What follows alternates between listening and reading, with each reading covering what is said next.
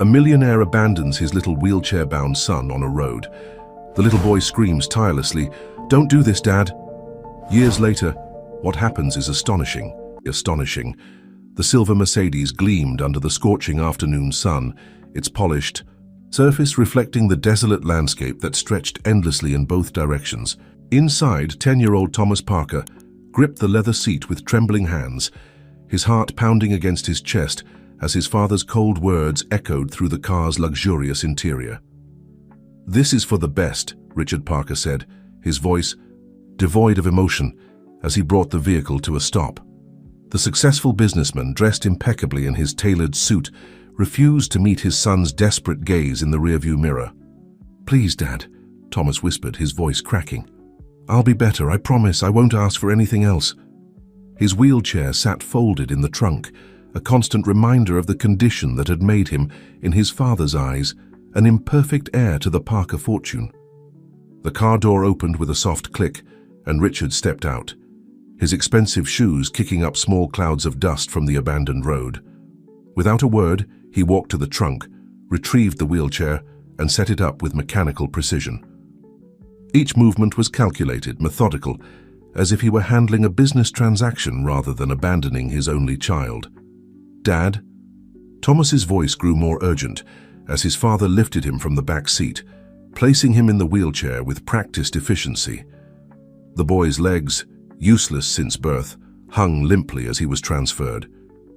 "Dad, please don't do this. I'll try harder at school. I'll stay in my room when your friends come over. I won't embarrass you anymore." Richard adjusted his tie, a nervous habit he'd developed over years of high-stakes business meetings.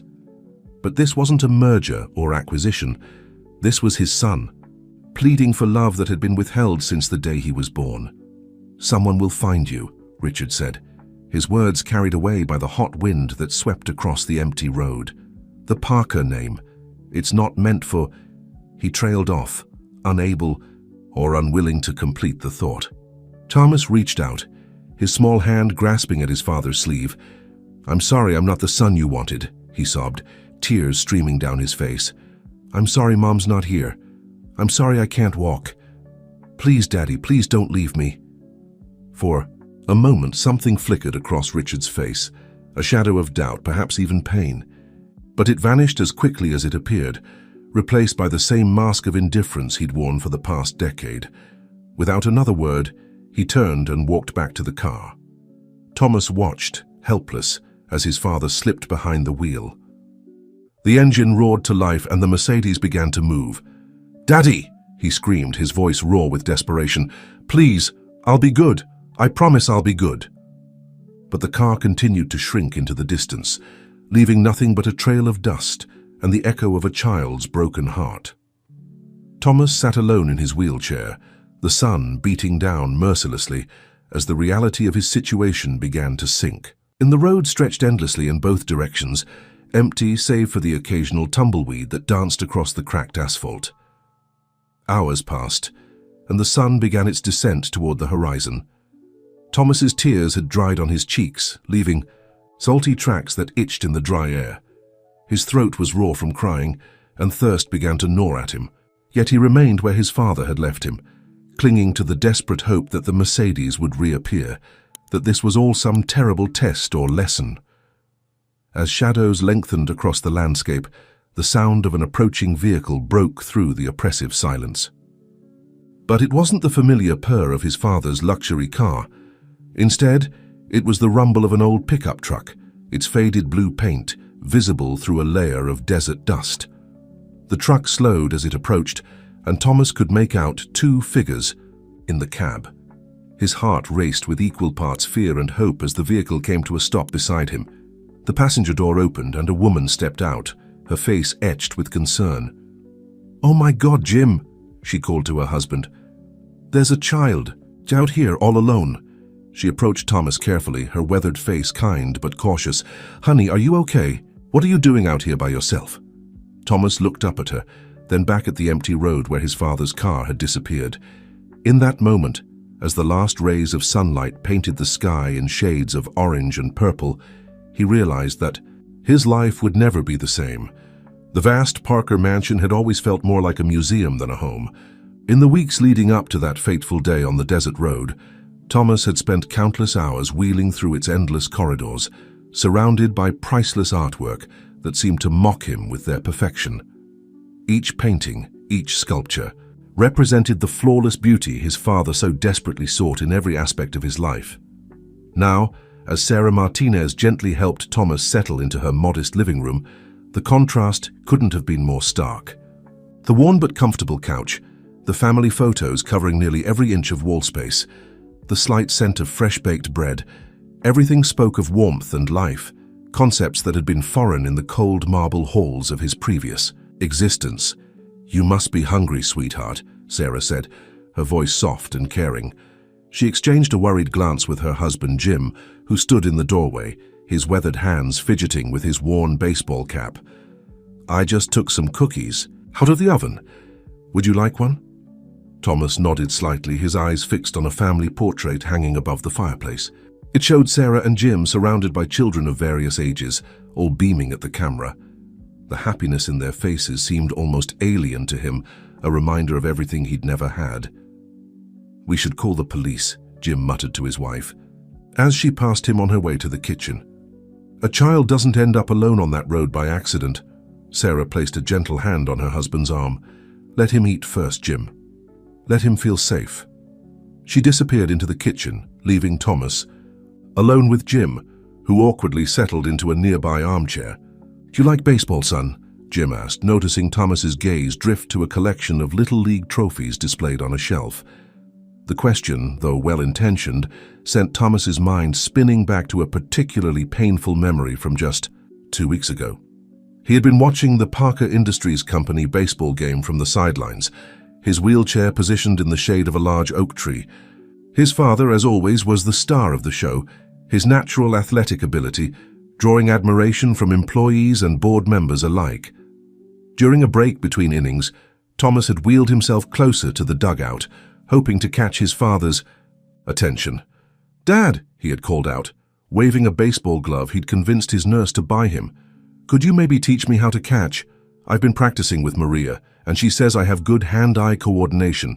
Richard Parker had frozen mid-conversation with the company's vice president, his shoulders tensing visibly. Without turning around, he'd said loudly enough for everyone to hear, "Not now, Thomas. Can't you see I'm in the middle of something important?" The vice president had laughed uncomfortably, and Thomas had retreated to his spot under the tree, the unused glove lying limply in his lap. That night he'd overheard his father on the phone. "It's getting worse, Mother. He keeps trying to be normal. I can't handle it anymore. The constant reminder of what happened to Elizabeth." "Son?" Jim's voice pulled Thomas back to the present. "You don't have to talk if you don't want to, but we're here to listen when you're ready." Sarah returned with a plate of chocolate chip cookies and a glass of cold milk. The simple gesture, something so normal, so maternal, made Thomas's throat tighten with emotion. When was the last time someone had brought him freshly baked cookies? His nurses and caretakers had always been professional but distant, following his father's implicit instructions to maintain emotional boundaries. "Thank you," Thomas whispered, his voice barely audible. He took a cookie with trembling hands, its warmth seeping into his cold fingers. The first bite brought tears to his eyes, not because of the taste, but because of the care it represented. "Oh, honey," Sarah murmured, sitting beside him on the couch.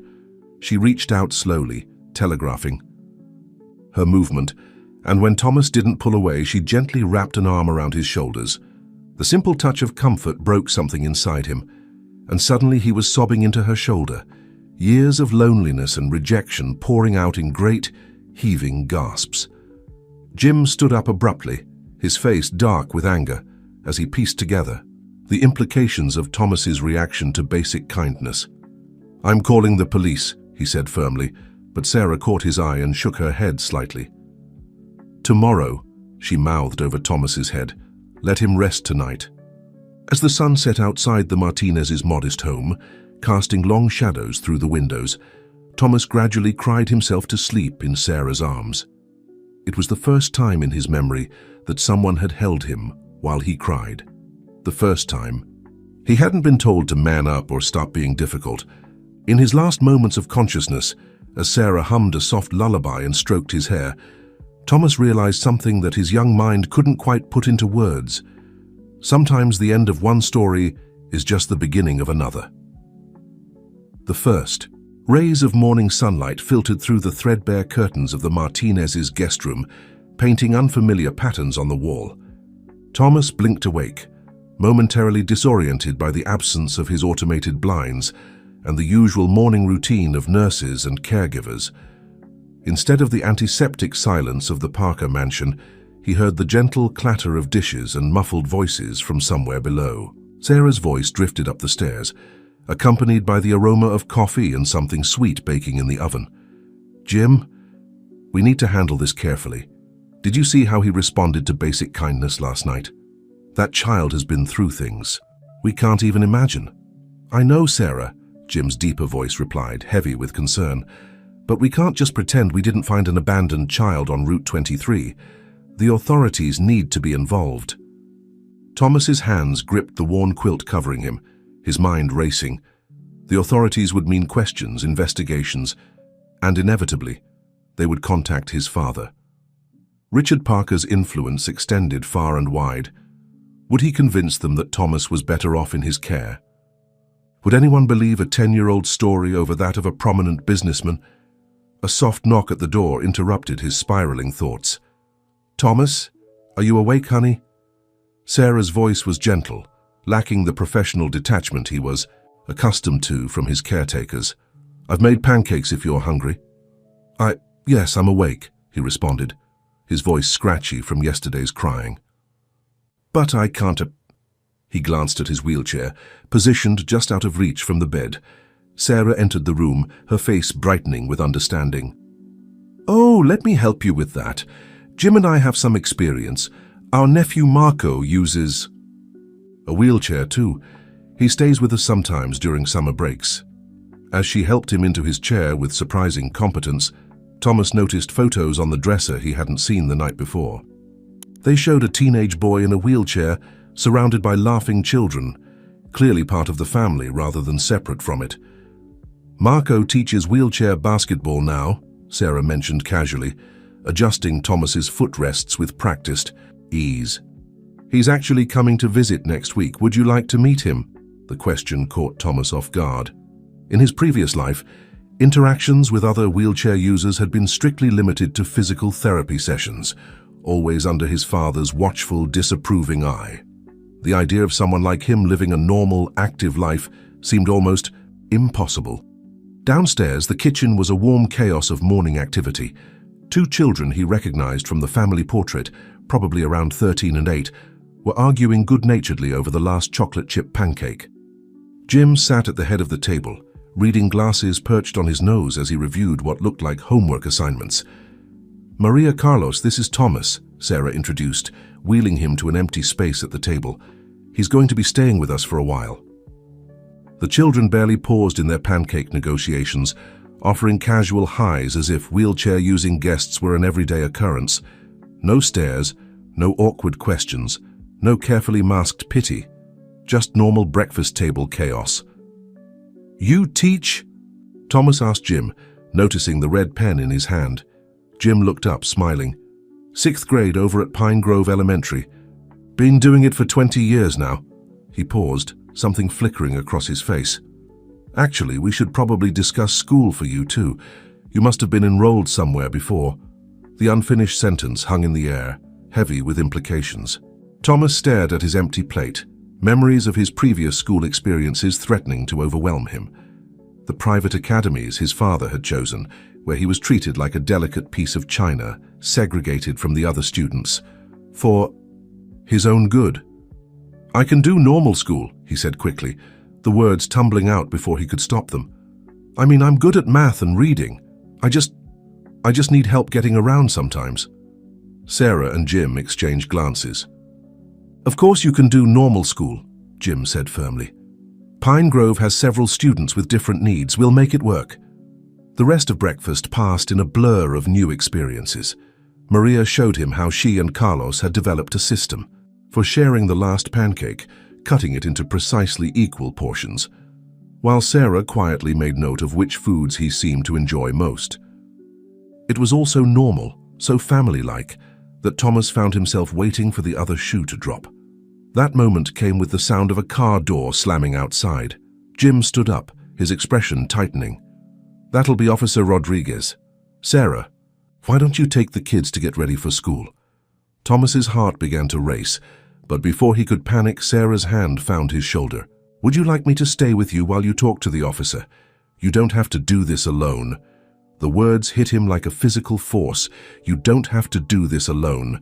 How many times had he faced doctors, therapists, and school administrators, with only paid staff by his side? How many nights had he lain awake, trying to be strong because no one else would be strong for him? "Please," he whispered, his hand finding Sarah's. "Please stay." As Officer Rodriguez's footsteps approached the front door, Thomas sat straighter in his wheelchair. For the first time in his life, he wasn't facing authority figures as the perfectly polished, perfectly controlled Parker heir. He was just a boy, scared and hurting, but somehow stronger because someone was finally on his side. Officer Rodriguez's interview lasted over 2 hours, during which Thomas recounted the events that had led to his abandonment. The officer's face remained professionally neutral, but his pen pressed harder into his notepad at certain points in the story. Sarah never left Thomas's side, her steady presence anchoring him when memories threatened to overwhelm his composure. "We'll need to conduct a formal investigation," Rodriguez explained, closing his notebook. "Given the prominence of the parties involved, this will need to be handled carefully." He paused, looking directly at Thomas. "But I want you to know that what happened to you was wrong. No child deserves to be abandoned, no matter the circumstances." After the officer left, promising to return with social services representatives, Thomas felt drained. The weight of having spoken his truth out loud left him exhausted yet somehow lighter. Sarah seemed to understand without words, wheeling him to the backyard where a small garden offered a peaceful retreat. "My mother always said gardens were good for the soul," she mentioned, positioning his chair near a patch of bright yellow marigolds. "When things get too overwhelming, sometimes it helps to just sit and watch things grow." The afternoon sun warmed Thomas's face as he observed a butterfly landing on nearby flowers. In the Parker mansion's meticulously maintained gardens, insects were considered pests to be eliminated. Here they were part of the natural order, contributing to the beauty rather than detracting from it. "What's going to happen now?" he asked. Finally, his voice small against the backdrop of chirping birds and rustling leaves. Sarah took a moment before responding, her hands busy with garden tools. "Well, legally there will be investigations and hearings, but right here, right now, you're going to be part of our family for as long as you need to be. We'll take it, one day at a time." But what if he comes back? The question that had been haunting Thomas since the previous day finally escaped. What if my father decides he made a mistake? Sarah set down her trowel, turning to face him fully. "Thomas, listen to me carefully. What your father did wasn't a mistake. It was a choice, a wrong choice. And while I can't promise you exactly what will happen next, I can promise you this. Jim and I will fight for you. You're not alone anymore." The afternoon transitioned into evening, and the Martinez household fell into its normal routine. Carlos showed Thomas his collection of comic books, explaining elaborate storylines with infectious enthusiasm.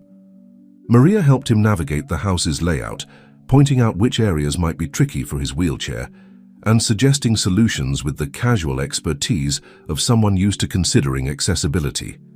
During dinner, Jim brought up the subject of school. "I spoke with Principal Bennett today.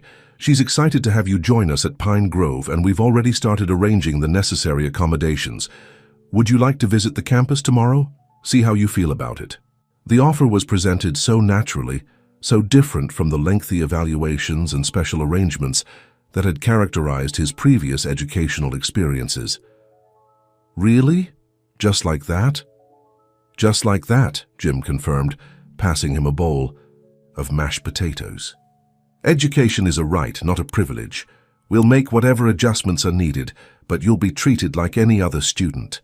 Later that night, as Sarah helped him prepare for bed, Thomas noticed something on the nightstand that hadn't been there the previous evening, a family photo album. "I thought you might like to learn more about us," she explained. "And maybe someday you'll want to add your own pictures to it." The simple gesture brought unexpected tears to his eyes. In the Parker mansion, photos of Thomas had been conspicuously absent from the carefully curated family galleries. His father had always claimed it was to protect their privacy, but Thomas had understood the truth. He didn't fit the perfect image Richard Parker wanted to project. "I've never been in a family album before," he admitted, his fingers tracing the worn leather cover. Sarah's hands stilled in the act of turning down his bed covers. For a moment, she seemed to be fighting back her own emotions. Then she sat on the edge of his bed, opening the album to its first page. "Well then, let me tell you about the time Carlos decided to give himself a haircut right before his kindergarten photos." As Sarah's warm voice filled the room with stories of family mishaps, achievements, and everyday moments, Thomas felt something shift inside him. The pain of his father's rejection was still there, a wound that would take time to heal. But alongside it, something new was taking root. The first tentative sprouts of belonging, nurtured by the simple act of being included in a family's story. Through the window, the same stars that had witnessed his abandonment now watched, over a different scene. A boy learning that family isn't defined by blood or perfection, but by the choice to love and accept someone exactly as they are. Pine Grove Elementary looked nothing like the prestigious private academies Thomas had attended before. Instead of imposing stone facades and manicured lawns, the building was a cheerful mix of brick and colorful murals, with children's artwork prominently displayed in every window. As Jim wheeled him up the accessible ramp to the main entrance, Thomas noticed something else different. The other students barely gave his wheelchair a second glance. Principal Bennett met them in the front office, her warm smile matching the welcoming atmosphere of her school. "Welcome to Pine Grove, Thomas. We're so excited to have you join us." She spoke directly to him, not over his head to Jim as most adults tended to do. "Mr. Martinez tells me you're quite good at math," she continued, leading them down a hallway decorated with student projects. "We have an excellent mathematics program here, and Mrs. Chen is always looking for enthusiastic students." Thomas absorbed every detail as they toured the school. The classrooms were arranged in pods, with wide doorways that easily accommodated his wheelchair. In the art room, he noticed adjustable height tables and specialized tools. "Marco, that's my nephew I told you about. He helped us design some of our accessible spaces," Jim explained proudly. The music room caught Thomas's attention in an unexpected way. Through the open door, he could see students gathered around various instruments, some sitting, some standing, all participating in their own way. A boy with arm braces was playing a modified drum set, his face lit up with joy. "Ah, you're interested in music?" Principal Bennett noticed his lingering gaze. "Mr. Rodriguez, our music teacher, believes every student can be a musician. He's quite innovative in adapting instruments to different needs." Before Thomas could respond, a bell rang, and the hallways filled with students changing classes.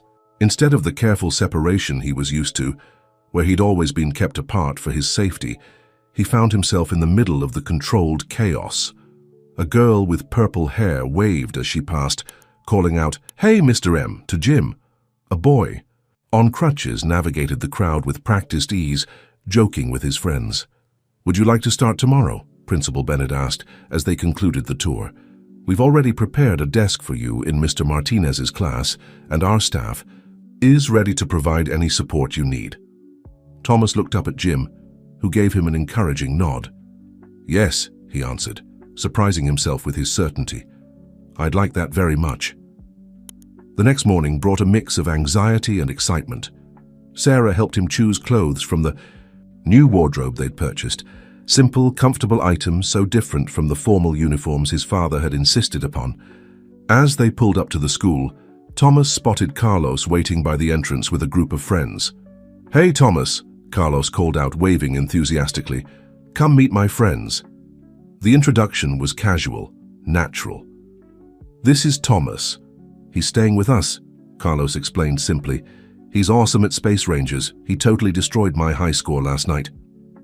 Just like that, Thomas found himself part of a group conversation about video games and favorite superheroes. No one asked about his wheelchair. No one treated him differently. When the bell rang, a boy named Miguel naturally fell into step beside him as they headed to class. Jim's classroom was everything Thomas hadn't known education could be. Instead of rigid rows of desks, the space was arranged in collaborative clusters. Jim taught with infectious enthusiasm, encouraging discussion and questions. When Thomas correctly solved a particularly challenging math problem, his new classmates spontaneously applauded. During music class, Mr. Rodriguez approached Thomas with genuine interest. "I hear you've never played an instrument before," he said, wheeling over a cart of various options.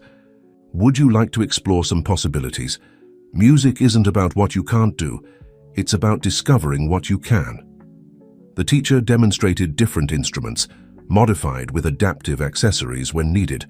When Thomas expressed interest in the keyboard, Mr. Rodriguez showed him how the sustain pedal could be operated by hand instead of foot. "Music finds a way," he said with a wink. "It always finds a way." Lunch in the cafeteria could have been intimidating, but Carlos had already saved him a spot at his regular table. The conversation flowed naturally, including him in debates about the best superhero movies and plans for the upcoming school science fair. When Thomas dropped his fork, Miguel simply handed him another one. No fuss or awkward attention drawn. To the moment. In art class, Mrs. Peterson introduced him to adaptive art tools that made painting easier with his specific motor skills. "Art is about expression, not perfection," she said, helping him adjust his grip on a modified brush. "Just let the colors speak for you." By the end of the day, Thomas's head was spinning with new experiences and possibilities. As Sarah picked him up, Jim had to stay late for a staff meeting. She found him animated in a way she hadn't seen before. "And then in music class," he explained excitedly on the drive home, "Mr. Rodriguez showed me how I could play the keyboard with these special attachments. He says I have good rhythm, and maybe next week he can show me some basic chords." Tara smiled at his enthusiasm in the rearview mirror. "It sounds like you had a wonderful first day. Did anything surprise you the most?" Thomas thought for a moment, watching the familiar streets of his new neighborhood pass by. I think it was that nobody tried to make things perfect. They just made things possible." The profound simplicity of his observation hung in the air as they pulled into the driveway. For the first time in his life, Thomas had experienced education not as a carefully controlled environment designed to accommodate his limitations, but as an open invitation to explore his possibilities. The weeks at Pine Grove fell into a comfortable rhythm, each day bringing new discoveries and small victories. Thomas found himself looking forward to school, especially music class, where Mr. Rodriguez's encouragement was helping him discover talents he never knew he possessed. But it wasn't until a rainy Saturday afternoon, 3 weeks after his arrival at the Martinez home, that everything changed. Sarah was cleaning out the garage, with Thomas helping to sort through boxes of old belongings. "We're like squirrels," she laughed, opening another dusty carton. "We keep everything, swearing we'll need it someday." As she moved aside a stack of old magazines, Thomas spotted something intriguing, the worn neck of what appeared to be a guitar case protruding from behind some boxes. "What's that?" he asked, pointing. Sarah's expression softened with recognition. "Oh, that's Papa Joe's old guitar." She carefully extracted the case, laying it across Thomas's lap. "Jim's father. He used to play at all our family gatherings. The house would fill with music and everyone would sing along, even if they didn't know the words." Thomas ran his fingers over the worn leather case, fascination evident in his eyes. "What happened to him?" "He moved on to a better place a few years ago," Sarah said gently, helping Thomas open the case. "But he always said this guitar had more songs left in it, waiting for the right person to find them." The instrument inside was beautiful in its imperfection, a classic acoustic guitar with subtle wear marks that spoke of years of loving use. The wood gleamed warmly even in the garage's fluorescent lighting, and Thomas could see his reflection in its polished surface. Would you "Would you like to hold it?" Sarah asked, noticing his entranced expression. Thomas hesitated. "But I can't play it. I mean, don't you need to use your legs to hold it properly?" Sarah's eyes sparkled with that familiar look that meant she had an idea. "Wait here," she said, disappearing into the house. She returned moments later with several throw pillows. With careful adjustments, she created a support system that allowed the guitar to rest securely across Thomas's lap. "There," she said, stepping back to examine her handiwork. "Papa Joe always said music finds a way to those who need it. Maybe this is your way." Thomas tentatively touched the strings, producing a soft, discordant sound that nevertheless sent a shiver of excitement through him. It was nothing like the precise electronic notes of the keyboard in music class. This was organic, raw, alive. "I could show you a few basic things," Sarah offered. "I'm no expert, but Papa Joe taught me enough to accompany simple songs." For the next hour, Sarah demonstrated how to hold his hands, how to form basic chords. Though some positions were challenging with his specific motor skills, they discovered that by adapting the traditional techniques, Thomas could produce clear, beautiful notes.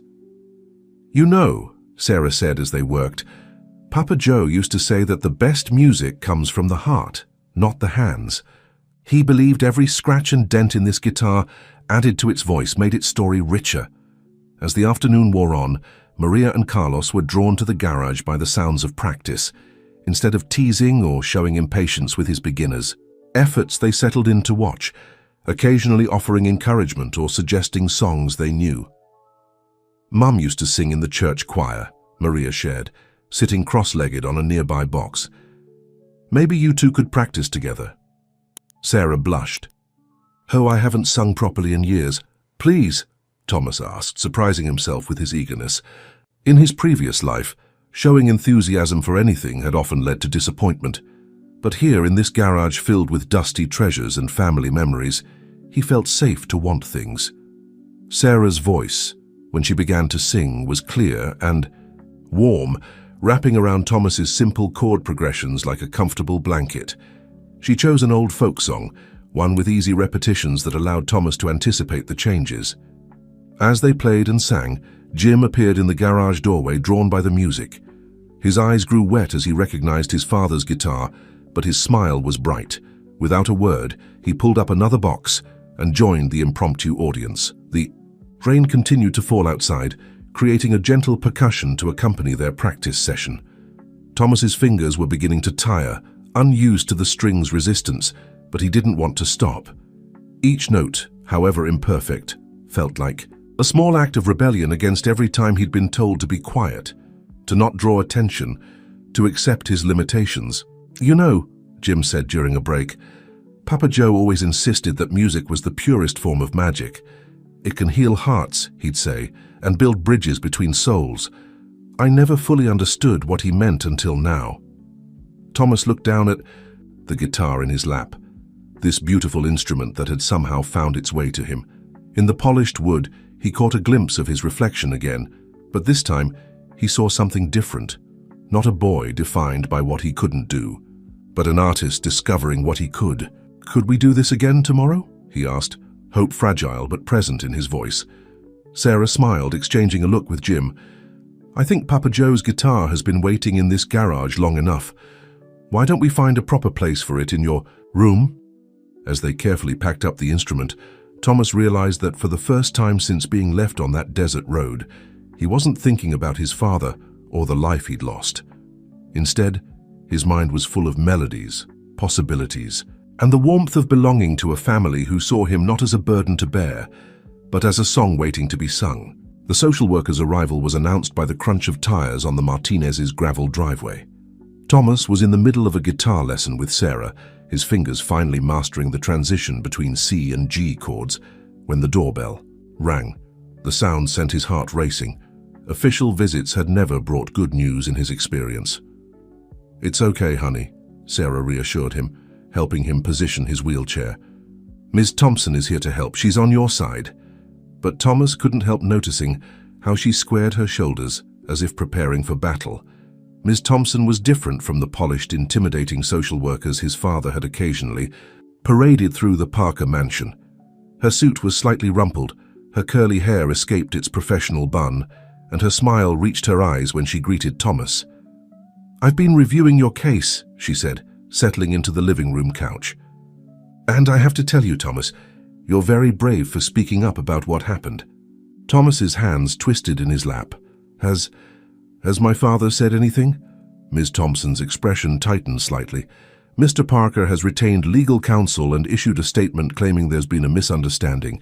He says he left you in the care of a trusted employee who was supposed to meet you at that location." The lie hit Thomas like a physical blow.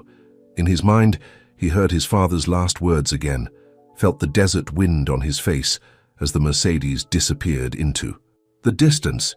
Sarah's hand found his shoulder, grounding him in the present. "That's not what happened," he said, his voice stronger than he expected. "He left me there alone. He said the Parker name wasn't meant for—" He couldn't finish the sentence. "I believe you," Ms. Thompson said firmly, "and we have evidence supporting your account. The gas station security camera 3 miles down the road caught Mr. Parker's car passing through, alone, both before and after the time you were left there." Jim, who had been quietly observing from the doorway, spoke up. "What happens now?" "There will be a hearing next month," Ms. Thompson explained. "Given the high-profile nature of the case, the court wants to proceed carefully. In the meantime, Thomas will remain here with you, if that's agreeable to everyone." "Of course it is," Sarah responded immediately. "Thomas is family now." The word family sparked something in Thomas's memory. "What about my grandmother and my aunts? Do they know what happened?" Ms. Thompson consulted her notes. "We've reached out to your paternal grandmother, Mrs. Eleanor Parker. She declined to be involved at this time." Thomas nodded, unsurprised but still hurt. His grandmother had always been his father's strongest ally in maintaining the perfect Parker image. She'd been the one to suggest sending him to boarding school when he was 8, though his father had ultimately decided against it. "I have some other news, Ms. Thompson continued, her tone gentler. "We've located your maternal grandparents." The room seemed to freeze. Thomas had never known anything about his mother's family. His father had forbidden any mention of them after his mother's passing. "They live in Arizona," Ms. Thompson explained. "They've been searching for you for years. Your father's lawyers kept them from making contact, but now they very much want to meet you, only if you're comfortable, of course." Thomas felt overwhelmed by the rush of emotions. Anger at his father's deception, curiosity about this unknown family, fear of more rejection. Almost unconsciously, his hands reached for Papa Joe's guitar, which had become a source of comfort over the past weeks. Sarah noticed the gesture. "Why don't we take a break? Thomas has his first school music performance tomorrow, and he needs to practice."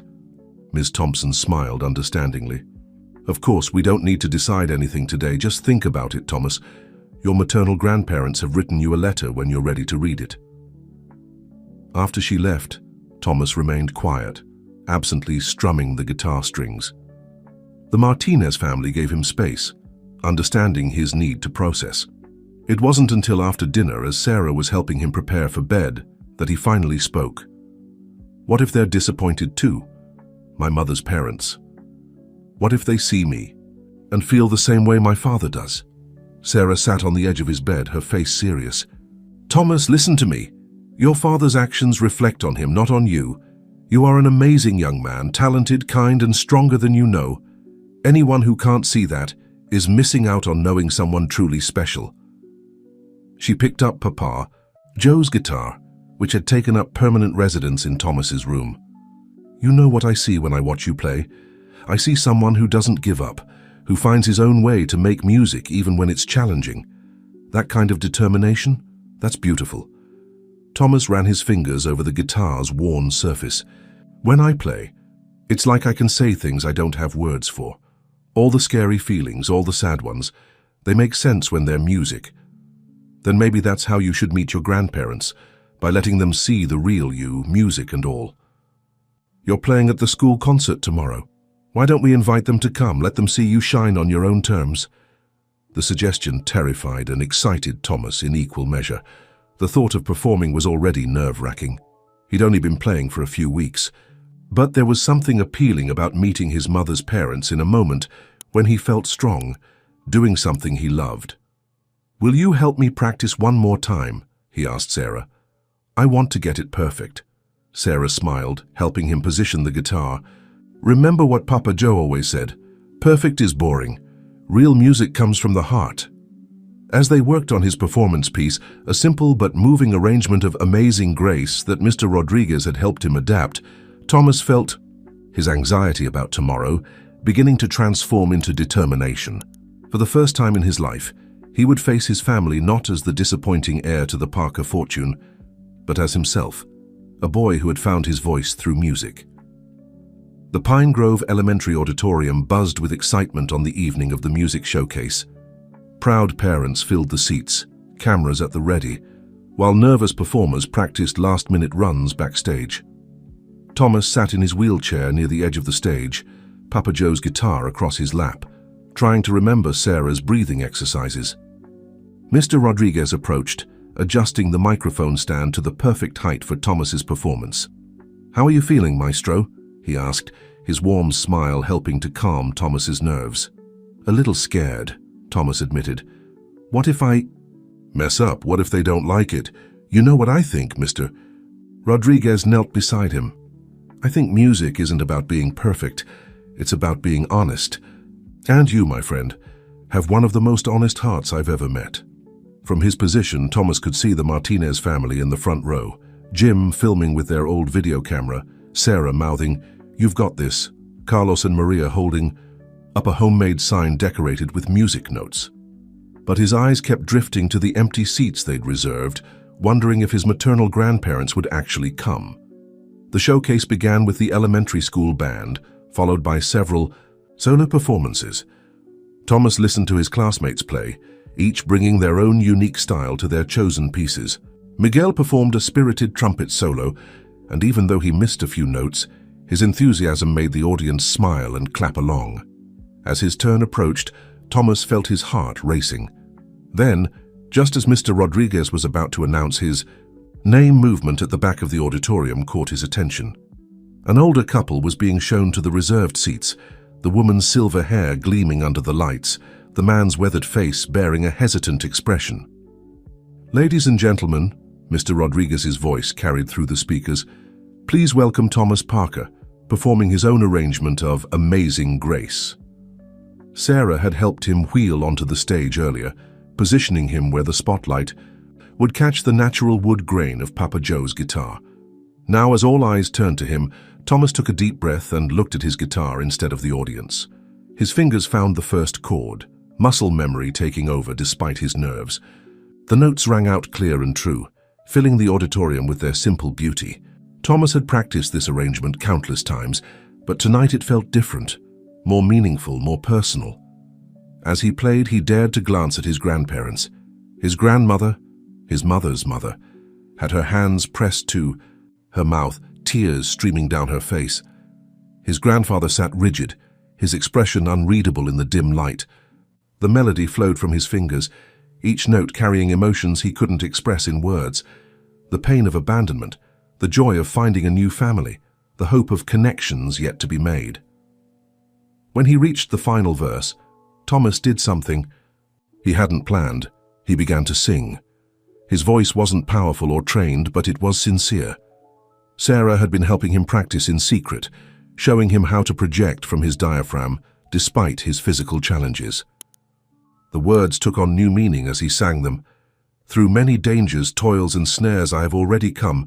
'Tis grace that brought me safe thus far, and grace will lead me home." The last note faded into silence. For a moment, no one moved or spoke. Then from the silence erupted into thunderous applause. The entire auditorium rose to their feet, led by Carlos and Maria, who were practically jumping with excitement. But Thomas barely registered the standing ovation. His eyes were fixed on his maternal grandparents, who were both openly weeping now. As Mr. Rodriguez helped wheel him off stage, Thomas could hear snippets of conversation from the audience. Incredible. Such emotion. Who taught him to play like that? The praise felt surreal, like it was happening to someone else. His hands were still shaking from the adrenaline of performing. Backstage, the Martinez family surrounded him with hugs and congratulations. "That was amazing," Carlos exclaimed, practically bouncing. "You didn't tell us you were going to sing too." "I wasn't sure I would," Thomas admitted, still breathless from the performance. "It just felt right in the moment." Sarah knelt beside his wheelchair, her eyes glistening with proud tears. "Your voice was beautiful, honey, and did you see? They came." Before Thomas could respond, Mr. Rodriguez appeared with a gentle smile. "Thomas, there are some people who would very much like to meet you if you're ready." Thomas's heart began racing again, but this time it wasn't stage fright. He looked at Sarah, who squeezed his hand reassuringly. "We'll be right here if you need us." His maternal grandparents were waiting in the music room away from the crowd. His grandmother, he didn't even know her name yet, had his mother's eyes according to the few photographs he'd managed to see over the years. His grandfather stood tall but gentle, his weathered face marked by years of emotion. "Thomas," his grandmother breathed, taking a hesitant step forward. "You look so much like Elizabeth, like your mother." The comparison startled him. No one had ever told him that before. His father had always changed the subject whenever Thomas asked about his mother's appearance. "I'm Grace," his grandmother continued, her voice tender. "And this is your grandfather, Robert. We've waited so long to meet you." "Why?" Thomas's voice caught. He gripped the armrests of his wheelchair, forcing himself to continue. "Why didn't you try to find me before?" Robert stepped forward, his expression pained. "We did, son. For years we tried. Your father's lawyers blocked every attempt. We wrote letters, hired investigators, filed court petitions, but Richard Parker's influence, and it was like fighting a brick wall. We never stopped thinking about you," Grace added, moving closer but still maintaining a respectful distance. "We knew about your condition. Elizabeth had complications during pregnancy that indicated, but we didn't care. We just wanted to know our grandson." Thomas absorbed this information, his mind racing. Did you know my mother well?" The question came out smaller than he intended, vulnerable in a way he rarely allowed himself to be. Grace's hand flew to her heart. "Oh, sweetheart. Would you like to hear about her? The real her, not just what you've been told?" Thomas nodded, unable to speak past the lump in his throat. "Your mother was a musician too," Grace revealed, gesturing to a chair. "May I sit?" At Thomas's nod, she settled close to him. She played the piano and sang in the church choir. She had this amazing laugh that could fill a room with joy. And she was so excited about having you. She used to play music for you before you were born. "She did?" Thomas had never heard these stories before. His father had kept his mother's memory locked away like a painful secret. "She had such dreams for you," Robert added, his voice rough with emotion. "Not about you being perfect or successful in business. She just wanted you to be happy, to find what you love and pursue it with passion, just like we saw you do tonight." "The way you played that hymn," Grace continued, wiping fresh tears. "It was like hearing her spirit again. She used to arrange hymns too, adding her own special touch to make them new." The revelation hit Thomas like a physical force. His musical inclination wasn't random. It was a connection to the mother he'd never known, a hereditary gift he'd only just discovered. "Would you—" He hesitated, then gathered his courage. "Would you tell me more about her? Everything." Grace and Robert exchanged glances, filled with years of stored-up love and stories waiting to be shared. "We brought photo albums," Grace said, "and home videos. We've kept everything, hoping someday we'd have the chance to share them with you." "But only if you want," Robert added quickly. "We know this is a lot to take in. We don't want to overwhelm you." Thomas looked toward the door where he knew the Martinez family was waiting, giving him space but ready to support him if needed. Then he looked back at his grandparents, seeing in their faces the missing pieces of his own history. "I want to know everything," he decided. "But can my family stay too? The Martinezes, they've become my family too." Grace's smile was radiant through her tears. "Of course they can. Family isn't about choosing sides, Thomas. It's about making room in your heart for all the love that's offered." As Sarah and Jim were invited in, bringing with them the warm presence that had become Thomas's safety net, he felt something shift inside him. The music he'd played tonight had opened more than just the audience's hearts. It had opened a faucet to his past that he'd thought forever closed. Mr. Rodriguez appeared briefly in the doorway, carrying Papa Joe's guitar. "I thought you might want this," he said, carefully placing it across Thomas's lap. "Sometimes music can say things that words can't." Looking at the instrument that had become his voice, surrounded by two families that loved him in different, but equally valid ways, Thomas felt truly whole for the first time in his life. The days following the school concert took on a dreamlike quality. Thomas found himself surrounded by a whirlwind of stories, photographs, and memories of the mother he'd never known. Grace and Robert had rented a small house nearby, unwilling to miss another moment of their grandson's life. "Look at this one," Grace said, carefully turning a page in one of the many photo albums spread across the Martinez's dining room table. "This was Elizabeth at your age, sitting at her first piano recital. She was so nervous, she almost ran off stage." Thomas studied the photograph intently. The young girl in the image shared his dark curls and determined expression. "What happened? Did she play?" "Oh, she played all right," Robert chuckled. "She said she heard the music in her head and just had to let it out, nervous or not. She won. First place that day." Sarah, who had been quietly preparing lunch nearby, smiled at the story. "That sounds familiar. Thomas does the same thing with Papa Joe's guitar. Once he starts playing, it's like the rest of the world disappears." The mention of the guitar prompted Grace to share another memory. "Elizabeth wrote songs too, you know. We found notebooks, full of them afterward. Would you like to see them?" Thomas nodded eagerly. Each new detail about his mother felt like a precious gift, filling in the blank spaces in his heart. Robert retrieved a worn leather journal from their collection of memorabilia, handling it with reverent care. "This was her favorite songwriting notebook," he explained, placing it carefully on Thomas's lap. "She wrote everything in here, lyrics, melodies, even little notes about her day."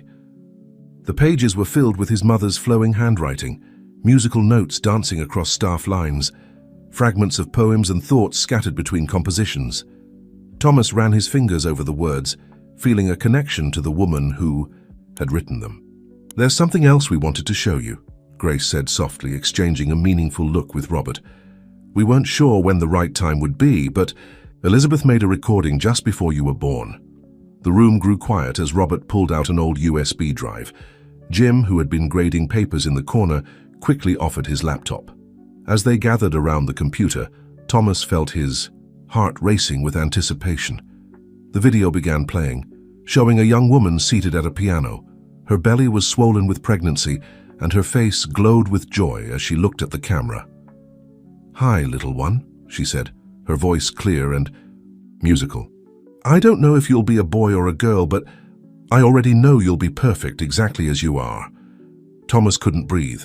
This was his mother, not a faded photograph or someone else's memory, but real and alive, speaking words meant just for him. "I wanted to record this song for you," Elizabeth continued on the screen. "I wrote it thinking about all the adventures we'll have together, all the love I already feel for you. Whatever challenges life brings, remember that you are loved, completely and unconditionally." Her fingers touched the piano keys and a melody filled the room, sweet, simple, and full of hope. As she played, she sang words that seemed to bridge the years between then and now. "My love for you is like the stars above, always there, even when hidden from view, no matter where life leads you to. Remember, I believe in you." The recording ended, freezing on Elizabeth's smiling face. Thomas realized he was crying, but for once they weren't tears of sadness or loss.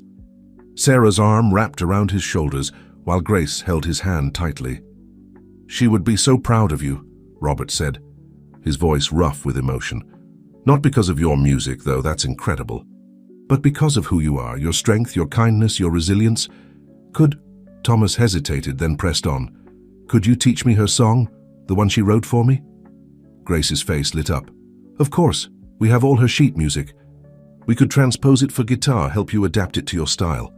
And maybe," Sarah added gently, "you could write your own verse to add to it. Make it a duet across time." The idea resonated deeply with Thomas. Music had already given him a voice to express his feelings. Now it was giving him a way to connect with his mother, to continue the conversation she had started before he was born. That evening, as the combined families worked together to prepare dinner, Thomas sat with Papa Joe's guitar, experimenting with his mother's melody.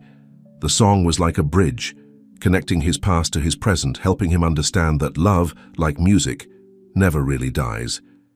It just changes form, finding new ways to be heard. The legal notice arrived on a Tuesday morning, its official letterhead stark against the cheerful clutter of the Martinez's kitchen table.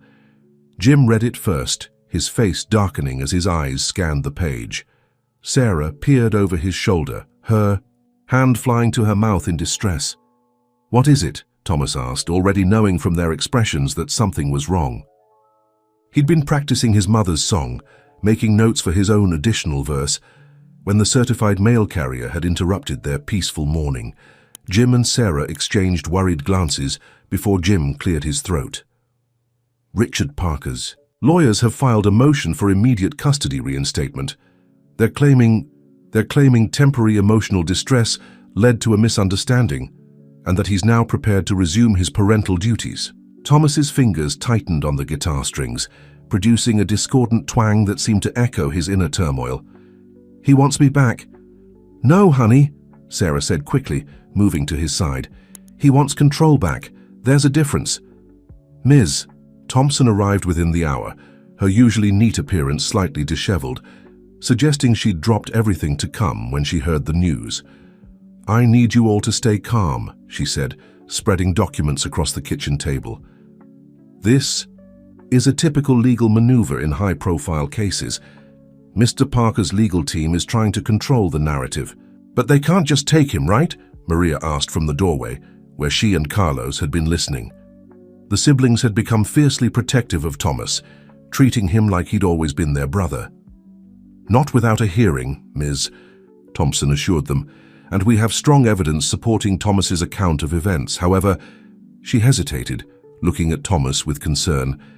"They're requesting that Thomas undergo a psychological evaluation." The words hit him like a physical blow. He remembered the countless therapists and specialists his father had paraded him in front of over the years, always searching for ways to fix him or make him more normal. "I don't want to," he whispered, his voice shaking. "They always twist everything I say." Grace and Robert, who had been called immediately, arrived just then. Grace's face was tight with controlled anger. "They can't do this to him again. Elizabeth would never have wanted—" "Actually," Miss Thompson interrupted gently, "this might be our opportunity. Thomas, if you're willing, we could request Dr. Marina Chen conduct the evaluation. She's highly respected in family court and known for her advocacy for children with disabilities." Thomas looked uncertainly at Sarah, who had become his anchor in moments of doubt. She smiled encouragingly. "It's your choice, honey. Whatever you decide, we're all here for you." Taking a deep breath, Thomas wheeled himself to the living room window. Outside, the garden Sarah had helped him plant was beginning to bloom, tiny sprouts pushing through the soil toward the sun. Like those plants, he had begun to grow in new directions since finding his place with the Martinez family and reconnecting with his maternal grandparents. "If I do this," he said finally, turning back to face his support system, "I want to do it my way, not just answering questions in some office." Ms. Thompson leaned forward, intrigued. "What did you have in mind?" "I want to show Dr. Chen who I really am, not just talk about it." His hand found Papa Joe's guitar again, drawing comfort from its familiar presence. "I want her to see me at school with my friends playing music. I want her to understand that I'm not broken. I'm just different from what my father wanted me to be." A slow smile spread across Ms. Thompson's face. "That's actually a brilliant approach. It would give Dr. Chen a comprehensive view of your life now, not just a snapshot in a clinical setting." "And," Robert added, his eyes twinkling, "she should hear Elizabeth's song, the one you're working on adapting." Thomas nodded, feeling stronger as the plan took shape. "I want her to see that I have a real family now. Maybe not the kind that looks good in Parker Industries promotional photos, but one that loves me for who I am."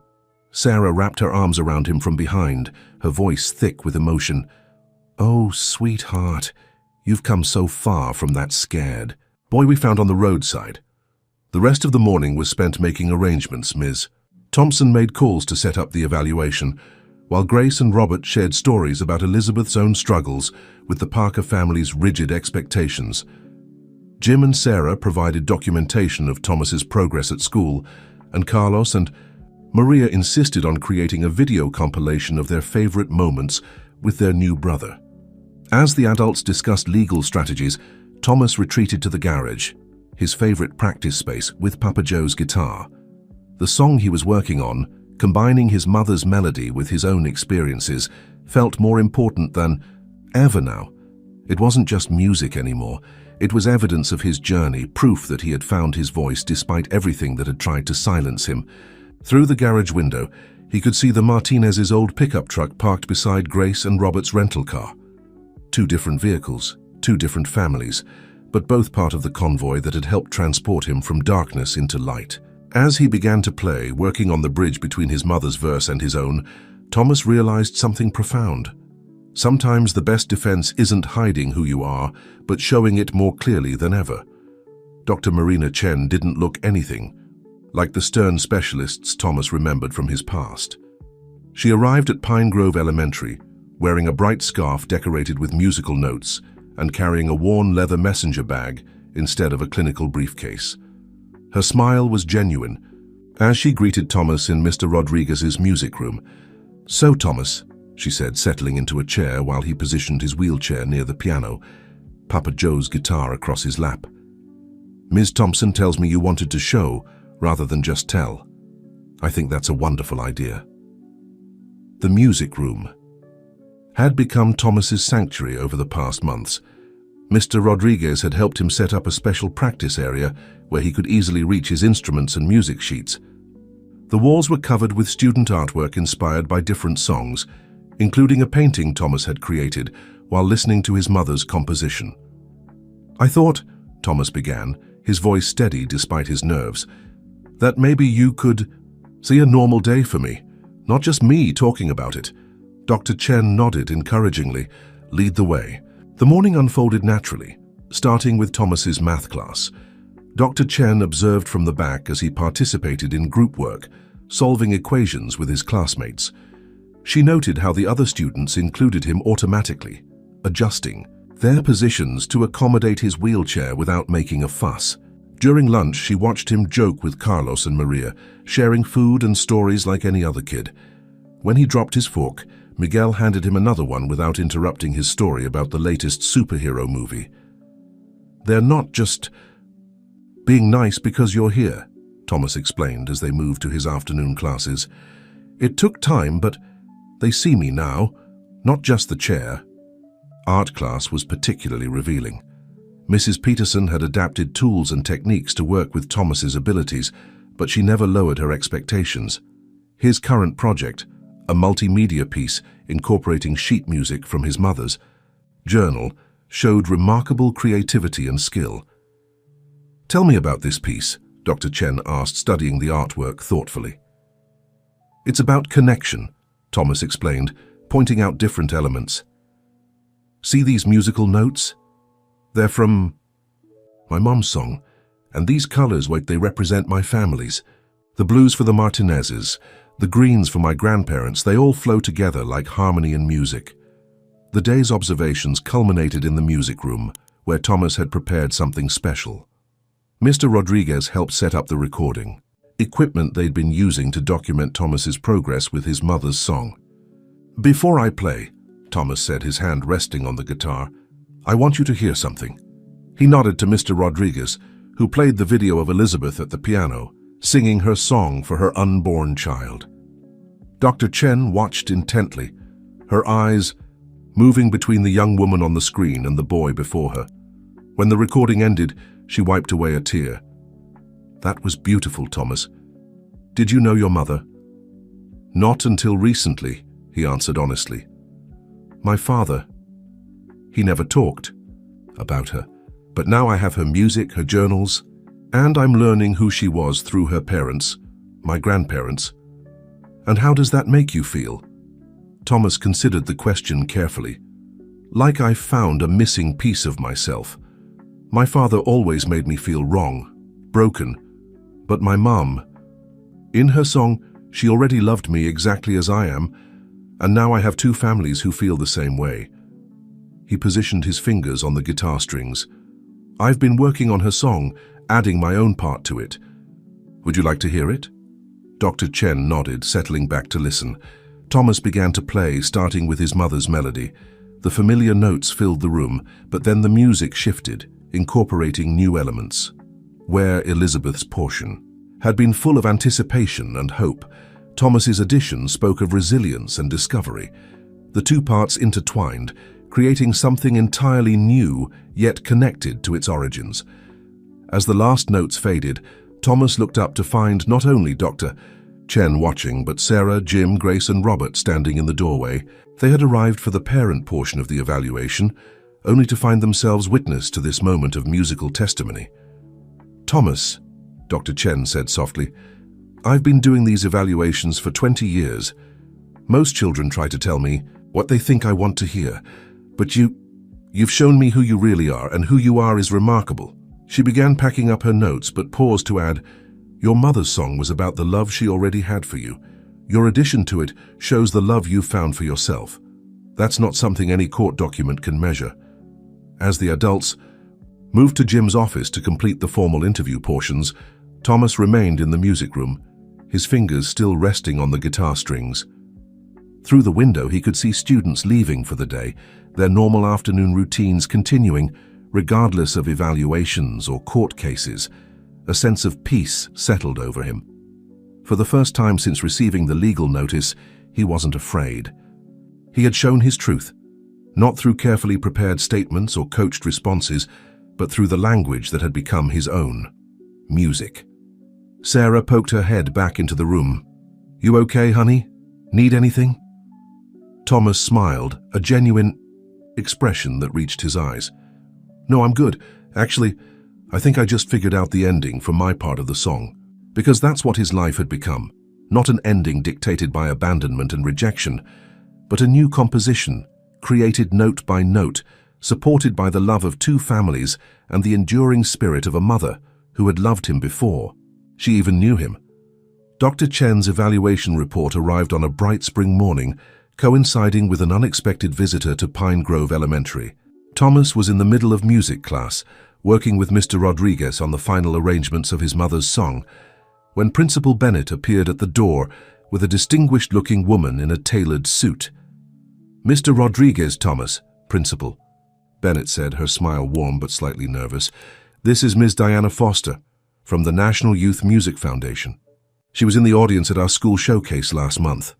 Thomas's hands stilled on the guitar strings as Ms. Foster stepped forward. Her presence commanded attention, but her eyes were kind as she addressed him directly. Thomas, your performance that night was extraordinary. The way you adapted Amazing Grace showed remarkable musicality, especially for someone so young. Mr. Rodriguez beamed with pride. Thomas has a natural gift, and he's been working on an original piece that's even more impressive. Ms. Foster's eyebrows raised with interest. An original composition. Would you be willing to share it? Thomas hesitated, looking at Mr. Rodriguez for guidance. The song he'd been working on, his mother's melody interwoven with his own additions, felt intensely personal. He'd only performed it completely for Dr. Chen during the evaluation. It's your choice, Mr. Rodriguez said gently, but sometimes sharing our most personal music is how we connect with others who need to hear it.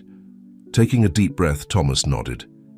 It's a song my mother wrote before I was born. I found it recently, and I've been adding my own part to it. As he began to play, the familiar notes of his mother's melody filled the music room.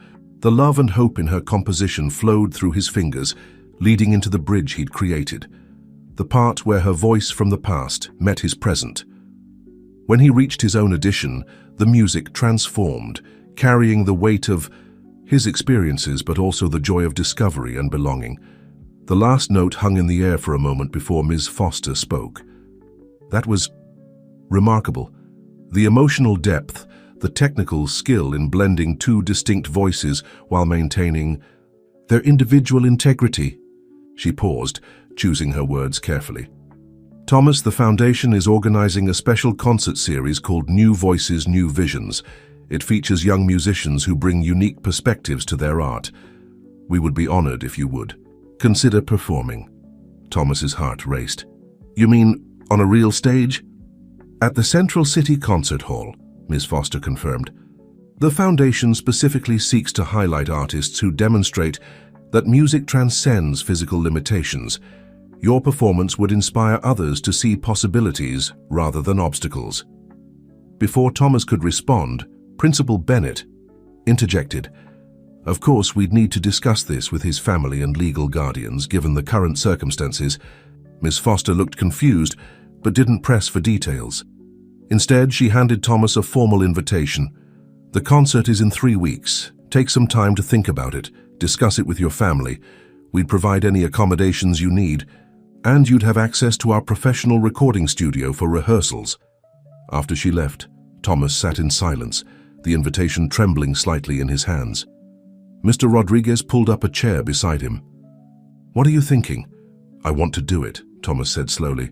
But what if my father tries to stop it? What if he uses it against me in court somehow? Then we make sure Dr. Chen's report reaches the judge first, came Sarah's voice from the doorway. She had arrived for her regular lunch visit, catching the end of the conversation. Speaking of which, she held up an official-looking envelope. Thomas wheeled over quickly. Is that... Sarah nodded, sitting down to open the report. As she read, her eyes filled with tears, but her smile was radiant. Oh, Thomas, she understood. She really understood. The report detailed Dr. Chen's observations, describing Thomas as a remarkably resilient young man who has found his voice through music and the support of a loving extended family. She specifically noted how the Martinez family and his maternal grandparents had created an environment where Thomas could thrive, contrasting it with the emotionally restrictive and potentially harmful atmosphere of his previous life. Most importantly, she strongly recommended against Richard Parker's petition for custody reinstatement, citing Thomas's extraordinary progress in his current situation and the clear evidence of emotional neglect in his former home. So, they can't make me go back? Thomas asked, hardly daring to hope. The judge still has to make the final decision, Sarah explained gently. But Dr. Chen's recommendation carries a lot of weight. And now, she picked up the invitation from the Music Foundation. Maybe it's time to show the world who you really are on your own terms. Thomas ran his fingers over the embossed lettering on the invitation. The concert would take place just days after the scheduled court hearing. I want to play my mum's song, he said firmly. Both parts, hers and mine, and I want everyone there, you and Jim, Carlos and Maria, Grace and Robert, even my father if he comes. Sarah's eyes widened slightly at the last part, but she understood. This wasn't about seeking approval anymore, it was about showing truth through music. Then that's what we'll do, she said simply. One step at a time, one note at a time. As they left the music room for lunch, Thomas caught his reflection in the window. The scared, silent boy from the Parker mansion was gone. In his place was someone new, someone who had found his voice not despite his challenges, but through them. The Central City Concert Hall's recording studio was unlike anything Thomas had ever seen. State-of-the-art equipment lined the walls, and the acoustic panels created a sound quality that made Papa Joe's guitar sing like never before. But what truly amazed him was how the staff had adapted everything to make it accessible for him. We adjusted the microphone heights and monitor angles based on your specifications, the sound engineer Dave explained. He was a tall man with kind eyes and a patient demeanor. And we've set up this special mixing board that you can control. From your position, want to try it? Thomas spent the next hour learning how to adjust his own sound levels, fascinated by the technology that allowed him to have complete control over his performance. Grace and Robert watched from the observation room, their faces glowing with pride. Elizabeth would have loved this, Grace whispered to Sarah, who had become like a sister to her over the past months. She always said music studios were like sacred spaces where magic happens. The rehearsal schedule was intense, but Thomas approached it with determination. Between sessions, he continued his schoolwork, with teachers sending assignments to the studio. His classmates, led by Carlos and Maria, had created a countdown calendar to the concert, decorating it with musical notes and encouraging messages.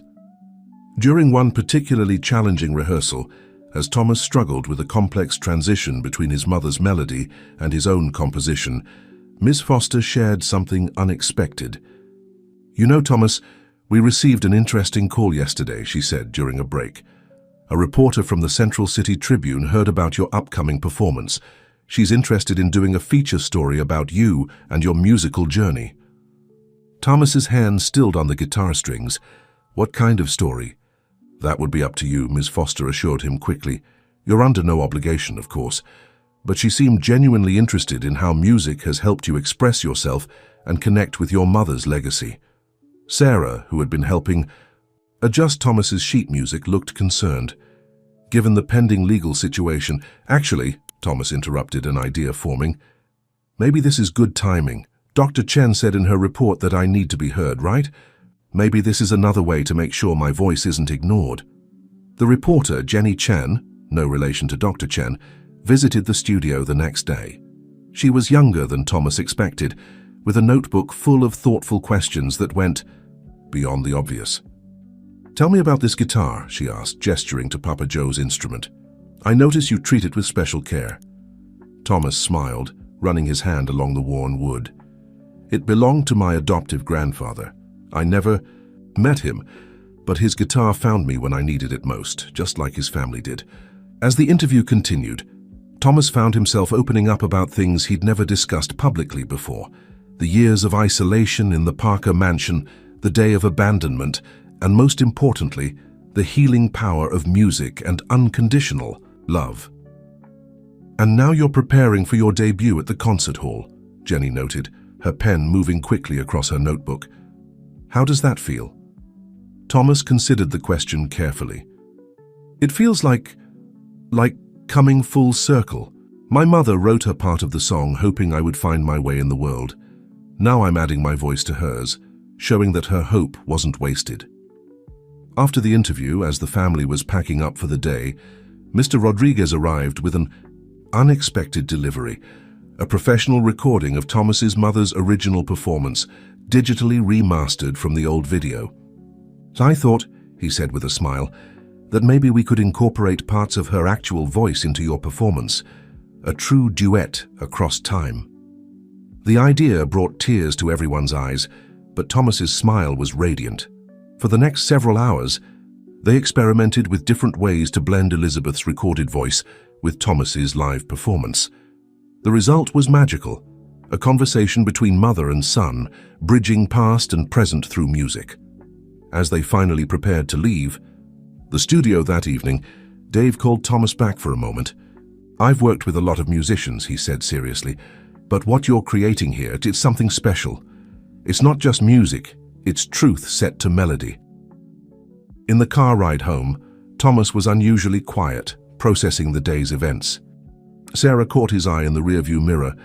"Penny, for your thoughts?" "I was just thinking," he said slowly, "about how scared I used to be of being seen. My father always wanted to hide me away, like I was something shameful. But now you're choosing to be seen," Sarah finished gently. "On your own terms." Thomas nodded, his hand resting on the guitar case beside him. The concert was just over 2 weeks away, with the court hearing scheduled for the week before. But somehow, the timing felt right. Whatever happened in court, he would have his moment on stage, a chance to show the world and maybe even his father that being different wasn't the same as being wrong. That night, as he practiced in his room one last time before bed, Thomas added a new element to the song, a subtle echo of strength that hadn't been there before. Because now he understood that his mother's love hadn't just been about accepting him as he was, it had been about believing in who he could become. The courthouse loomed before them, its stone facade casting long shadows in the early morning light. Thomas sat in his wheelchair, wearing the new suit Sarah had carefully picked out, professional but comfortable, allowing him to be himself while still showing respect for the proceedings. Papa Joe's guitar was safely at home. Today wasn't. About music, but about speaking his truth in another way. "Remember," Miss Thompson said, kneeling beside him as they waited to enter, "you only have to tell your story. Judge Watson is known for really listening to children in family cases. Just be honest about what you feel." The Martinez family and his maternal grandparents gathered around him protectively. They had all dressed formally for the occasion, but Thomas could see the worry lines around their eyes. The article about his musical journey had appeared in the Tribune that morning, and though they'd all agreed it was beautifully written, its timing added another layer of tension to the day. "He's here," Carlos whispered suddenly, spotting a familiar Mercedes pulling into the parking lot. Thomas's heart began to race as Richard Parker emerged from the car, accompanied by 2 attorneys. His father looked older than Thomas remembered, the lines in his face deeper, his usual commanding presence somehow diminished. For a moment, their eyes met across the courthouse steps. Richard Parker froze, his hand tightening on his briefcase. This was the first time they'd seen each other since that day on the desert road. Thomas felt Sarah's hand squeeze his shoulder gently, grounding him in the present moment. Inside the courtroom, Thomas was surprised by how small it felt. Judge Watson, a woman with silver hair and intelligent eyes, looked up from her papers. As they entered, "Given the sensitive nature of this case and Thomas's age, I'd like to speak with him privately in my chambers first," she announced. Thomas looked at Sarah in panic, but Ms. Thompson nodded encouragingly. "This is good," she whispered. "Judge Watson wants to hear your voice without any pressure from either side." The judge's chambers were warmer than the courtroom, with photographs, of children and families on the walls. As Thomas wheeled in, he noticed a small wheelchair ramp had been installed beside the judge's desk. "I had that put in years ago," Judge Watson said, following his gaze. "My granddaughter uses a chair too. Now, Thomas, I've read Dr. Chen's report, and I've seen the article about your music, but I'd like to hear from you directly. What do you want?" The directness of the question caught Thomas off guard. Adults usually talked around him, not to him. He took a deep breath, remembering what Mr. Rodriguez always said about finding your authentic voice. "I want to stay with the Martinezes," he said clearly. They see me, all of me. Not just the chair, not just the things I can't do. They help me find ways to do things differently, not just tell me I can't do them at all." Judge Watson nodded, making notes. "And your maternal grandparents? How do you feel about having them in your life now?" "They give me pieces of my mom I never had before," Thomas explained, his voice growing stronger. "They show me that she would have loved me exactly as I am, and they work together with the Martinezes. It's like having 2 families who care about what's best for me, not just what looks best." "And your father?" the judge asked gently. Thomas's hands twisted in his lap. He wanted a different son. Someone who could be exactly what he planned. When I couldn't be that, he left me on that road. Not because he was upset or not thinking clearly. He drove me there on purpose. He told me the Parker name wasn't meant for someone like me. That must have been very painful to hear. "It was," Thomas acknowledged. "But now I know that's about him, not me. My mother wrote me a song before I was born, saying she would love me no matter what. The Martinezes and my grandparents show me that love every day. I don't need to change who I am anymore. I just need to be allowed to grow into who I'm meant to be." Judge Watson set down her pen, studying Thomas thoughtfully. "You seem very clear about what you want." "I am," Thomas said firmly. "I have a concert coming up at the Central City Concert Hall. I'm playing my mother's song with my own addition to it. I want my father to come, not because I need his approval anymore, but because I want him to see who I really am, even if he still doesn't understand." Something flickered in Judge Watson's eyes. Approval, perhaps, or recognition of the strength it took to make such a statement. "Thank you, Thomas. You've given me a lot to think about. Shall we rejoin the others?" Back in the courtroom, Thomas wheeled into position between his 2 families. Richard Parker sat stiffly on the other side, his expensive suit a stark contrast to the worn comfort of Jim's best jacket or Robert's carefully pressed shirt. As Judge Watson took her seat, Thomas felt a strange calm settle over him. Whatever happened next, he had spoken his truth. Like the notes of his mother's song, some truths couldn't be denied once they were finally heard. Judge Watson's voice filled the courtroom with quiet authority as she delivered her ruling. Having reviewed all evidence, including Dr. Chen's comprehensive evaluation, and after speaking directly with Thomas, I am prepared to make my decision. The tension in the room was palpable. Sarah held Thomas's hand tightly, while Grace and Robert leaned forward in their seats. Across the aisle, Richard Parker maintained his rigid posture, but his hands trembled slightly as they gripped the table before him. "Mr. Parker," the judge addressed Richard directly, "when we become parents, we accept our children as gifts, not projects. They come to us as they are, with their own unique qualities and challenges. Our job is to nurture their growth, not force them into predetermined molds." She lifted Dr. Chen's report. The evidence clearly shows that Thomas has flourished in his current environment. His academic performance has improved, he has developed healthy social relationships, and most importantly, he has found his voice, both literally and metaphorically, through music and the support of a loving extended family. Thomas felt his heart racing as Judge Watson continued. Furthermore, the documented incident of abandonment shows a disturbing lack of regard for Thomas's well-being. This was not, as your lawyers suggest, a moment of emotional distress. It was a calculated action that put a child's life at risk. Richard Parker's face had grown pale, but he remained silent as the judge delivered her verdict. "Therefore, I am denying the petition for custody reinstatement. Full legal guardianship will remain with the Martinez family, with continued liberal visitation rights for Thomas's maternal grandparents." A collective exhale seemed to sweep through Thomas's side of the courtroom. Carlos and Maria, sitting behind him, had to be shushed by Jim as they started to celebrate. "However," Judge Watson added, looking directly at Thomas, "I have one additional ruling to make. Mr. Parker, while you have lost the right to custody, you have not lost the opportunity to be part of your son's life, if you are willing to do so on his terms." She turned back to Thomas. "I understand you have invited your father to your upcoming concert. I am making attendance at this event a condition of any future petition for visitation rights. Mr. Parker needs to see who his son really is, not who he wished him to be." As the judge's gavel fell, finalizing the ruling, Thomas felt a weight lift from his shoulders. He turned his wheelchair to face his father, gathering courage for what he needed to say. "Dad," he called softly, causing Richard Parker to freeze in the act of gathering his papers. "I meant what I said about wanting you to come to the concert, not because I need you to be proud of me anymore, but because I'm proud of who I am. And maybe that's something you need to see." For a moment, father and son looked at each other across the divide of the courtroom. Something flickered in Richard's eyes, recognition, perhaps, or the first crack in the wall he'd built around his heart. Without speaking, he gave a single sharp nod before turning to leave. Outside the courthouse, the spring air felt fresher somehow, filled with possibility. News crews had gathered, alerted by the morning's newspaper article about Thomas's upcoming concert.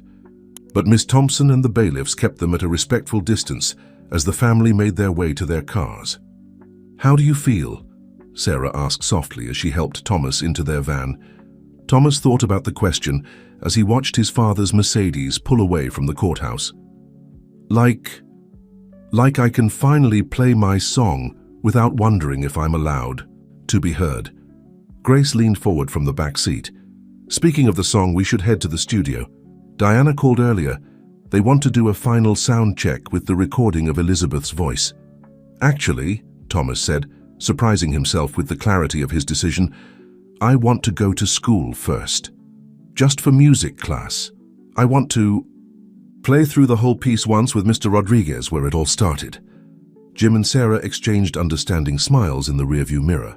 They knew, as Thomas did, that Pine Grove Elementary's music room would always be sacred space, the place where a boy who had been silenced first discovered he had a song to sing.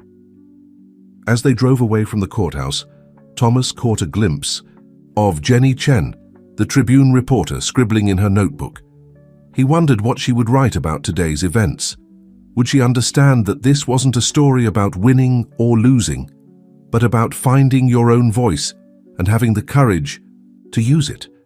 The guitar case in the seat beside him seemed to hum with potential energy, like it knew it would soon be part of something bigger than itself.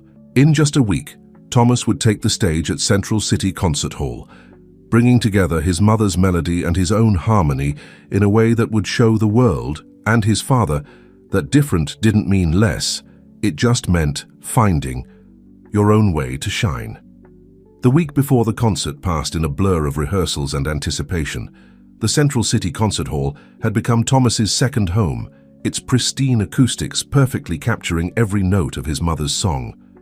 On the final rehearsal day, Ms. Foster had arranged for him to practice on the main stage, giving him a taste of what the actual performance would feel like. "The house lights will be dimmed," she explained, gesturing to the vast auditorium before them. "But you'll be able to see the first few rows. We've reserved them for your family and special guests." Thomas positioned himself at center stage, Papa Joe's guitar gleaming under the professional lighting. The technicians had created a beautiful setup. His wheelchair would be bathed in a soft spotlight, with a larger screen behind him where his mother's video would play during their duet. "Can we try it once with the video?" he asked, his voice echoing slightly in the empty hall. Dave, who had become much more than just their sound engineer, gave a thumbs up from the control booth, as the familiar opening notes of his mother's recording filled the space. Thomas closed his eyes, letting the music wash over him. Elizabeth's voice, crystal clear through the state-of-the-art sound system, seemed to fill every corner of the auditorium. When he joined in with Papa Joe's guitar, the harmony they created was everything he'd hoped for. A conversation across time between mother and son. Sarah, watching from the front row with tears in her eyes, turned to Grace. "It's like they're actually singing together," she whispered. "Like Elizabeth is right here with him." Grace nodded, unable to speak past the emotion in her throat. Robert held her hand tightly, his own eyes glistening as he watched his grandson transform on stage. The scared, silent boy they'd first met was gone, replaced by a confident young artist who had found his voice. Mr. Rodriguez, who had been invited to the rehearsal as Thomas's first music teacher, made notes on his tablet. "The transition between the third and fourth verses needs a slight adjustment," he suggested. "Let's try bringing your part in a bit softer there, Thomas. Let your mother's voice lead the way." They worked on the fine details for hours, perfecting every nuance. Thomas's fingers were getting tired, but he pushed through, determined to honor both his mother's original composition and his own addition to it. The song had evolved into something beyond what either of them had created separately. It was now a testimony to the power of love to bridge any distance, even time itself. During a break, Carlos and Maria appeared with sandwiches from Thomas's favorite deli.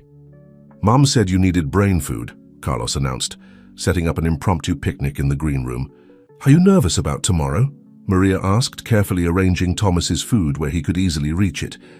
Thomas considered the question as he took a bite. Not nervous exactly. More like ready. Like everything that happened before was leading to this moment. Jim, who had arrived with the children, sat down across from him. "You know, I've been teaching for 20 years, and I've never seen a student transform the way you have. It's not just the music. It's like you finally found your place in the world." "I have," Thomas said simply, "and it's not just one place. It's with you and Sarah, with Grace and Robert, at school with Mr. Rodriguez, and even here on stage. All these different parts of my life that fit together now, like harmony," Mr. Rodriguez finished, joining them with his own lunch. Different notes that create something beautiful together. As they ate, Ms. Foster stopped by with the final program for tomorrow's concert. Thomas's performance would close the show, the featured piece of the evening. The program included a beautiful write-up about the song's history, mentioning both Elizabeth's original composition and Thomas's contribution to it. "We've also included a special note about Papa Joe's guitar," Ms. Foster said, showing Thomas the relevant page. "How it found its way to you just when you needed it most." These kinds of details help the audience connect with the music on a deeper level. After lunch, they ran through the entire piece one last time. The technical team recorded it as a backup. though everyone agreed that the live performance would have an energy that couldn't be captured in rehearsal. As they were packing up for the day, Dave called Thomas over to the sound booth. "I want to show you something," he said, pulling up a complex audio wave on his computer. "See these patterns? This is where your mother's voice and your guitar line up perfectly. It's like you're completing each other's musical sentences." Thomas stared at the visual representation of their duet, fascinated by the way the wavelengths danced together on the screen. "Do you think—" He hesitated, then pressed on. "Do you think she would have liked it? What I added to her song?" Dave's expression softened. "Kid, I've been doing this job for 30 years. I've seen all kinds of musicians try to cover or adapt other people's work. But what you've done here, this isn't just an adaptation, it's a conversation. You're not changing her song, you're answering it. And from everything I've learned about your mother while working on this project, I think that's exactly what she would have wanted." On the drive home, Thomas was quieter than usual, lost in thought as he watched the city lights blur past the van's window. Sarah caught his eye in the rearview mirror. "Penny, for your thoughts?" "I was just thinking about tomorrow," he said slowly. "About everyone who'll be there. You and Jim, Grace and Robert, all my friends from school, and my father." "Are you worried about him coming?" Thomas shook his head. "No, not anymore. I hope he's ready to really listen, not just to the music, but to what it means, to who I am now." As they pulled into the driveway of the house that had become his true home, Thomas looked up at the stars beginning to appear in the evening sky. Somewhere up there, he liked to think, his mother was watching, proud of the son who had found his own way to sing. The morning of the concert dawned clear and bright, sunlight streaming through Thomas's window and catching the polished surface of Papa Joe's guitar, which stood ready in its stand. He'd barely slept, his mind filled with music and anticipation, but he felt surprisingly alert as Sarah helped him prepare for the day. "Your new suit came back from the alterations," she said, hanging the garment bag carefully on his closet door. They'd chosen it together, a deep blue that reminded Thomas of the night sky, with subtle musical notes embedded in the fabric's pattern. "Did you remember to put the lucky pick in the pocket?" he asked, referring to the guitar pick Grace had given him, one that had belonged to Elizabeth during her college performances. Sarah smiled, patting the jacket's breast pocket. "Right here, close to your heart, just like your mum would want." The morning was dedicated to regular activities. Miss Foster had insisted Thomas maintain his normal routine until afternoon. Rehearsal, saying it would help calm his nerves. But even simple tasks felt different today. During breakfast, his toast tasted like anticipation. In his morning classes, every tick of the clock seemed to carry the rhythm of his mother's song. His friends at school treated the day as a celebration. Miguel had organized a good luck card signed by everyone in class, its pages filled with drawings of guitars and musical notes. Even the school secretary, usually stern and proper, gave him a warm hug when Sarah came to pick him up early. "He'll be watching the live stream tonight," Mr. Rodriguez said as Thomas prepared to leave. "The whole school is behind you, Thomas." The atmosphere at the concert hall was electric when they arrived.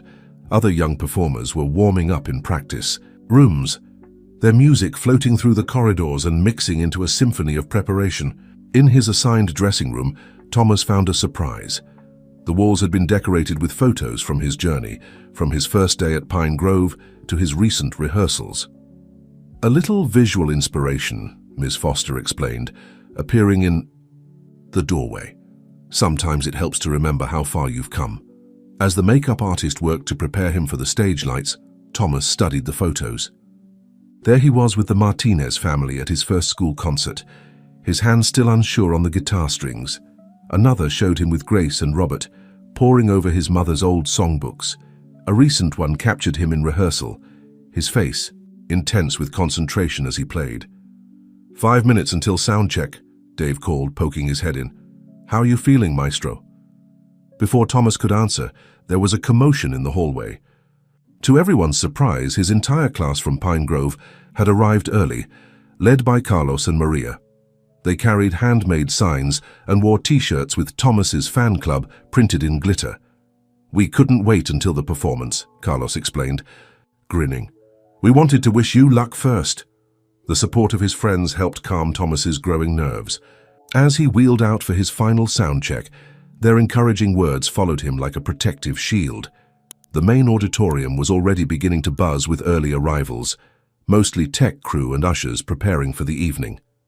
Thomas took his position on stage, allowing Dave to make final adjustments to the microphones and sound levels. "We've got a perfect blend between your live performance and your mom's recording," Dave assured him. "It's going to be magical." During a break in the technical preparations, Sarah appeared with a small package wrapped in silver paper. "This came for you," she said softly. "From your father." Thomas's hands trembled slightly as he opened it. Inside was a framed photograph he'd never seen before. Elizabeth, young and radiant, sitting at a piano with a gentle smile on her face. A note accompanied it. "Thomas, I found this while cleaning out my office. It was taken the day your mother told me she was pregnant with you. She was working on a special piece of music, though she wouldn't let me hear it. Now I understand why. I'll be in the audience tonight. Dad."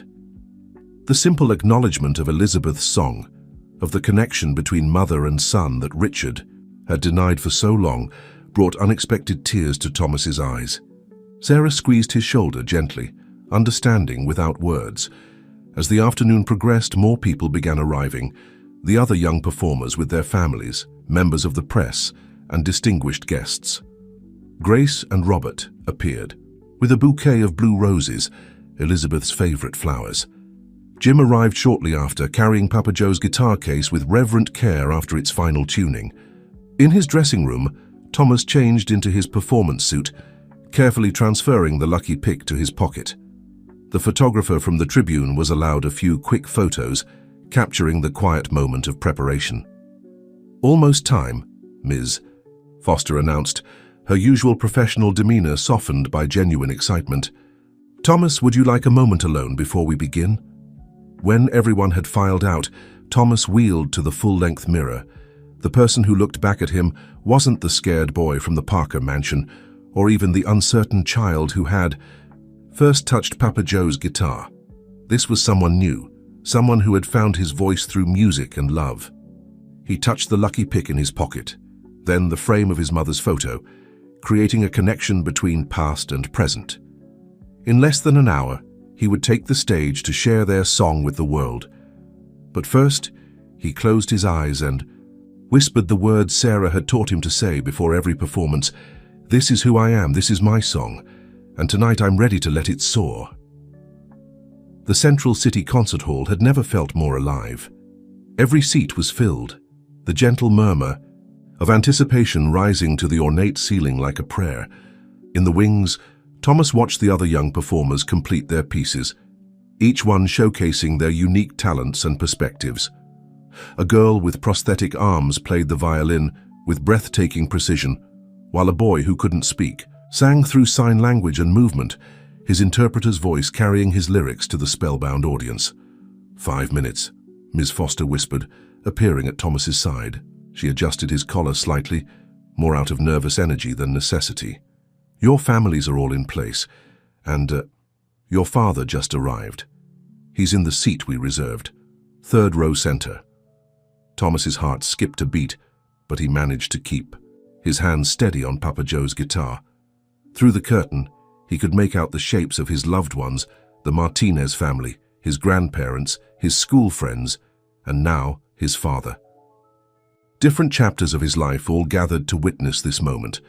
Mr. Rodriguez appeared for a final word of encouragement. "Remember what we talked about," he said softly.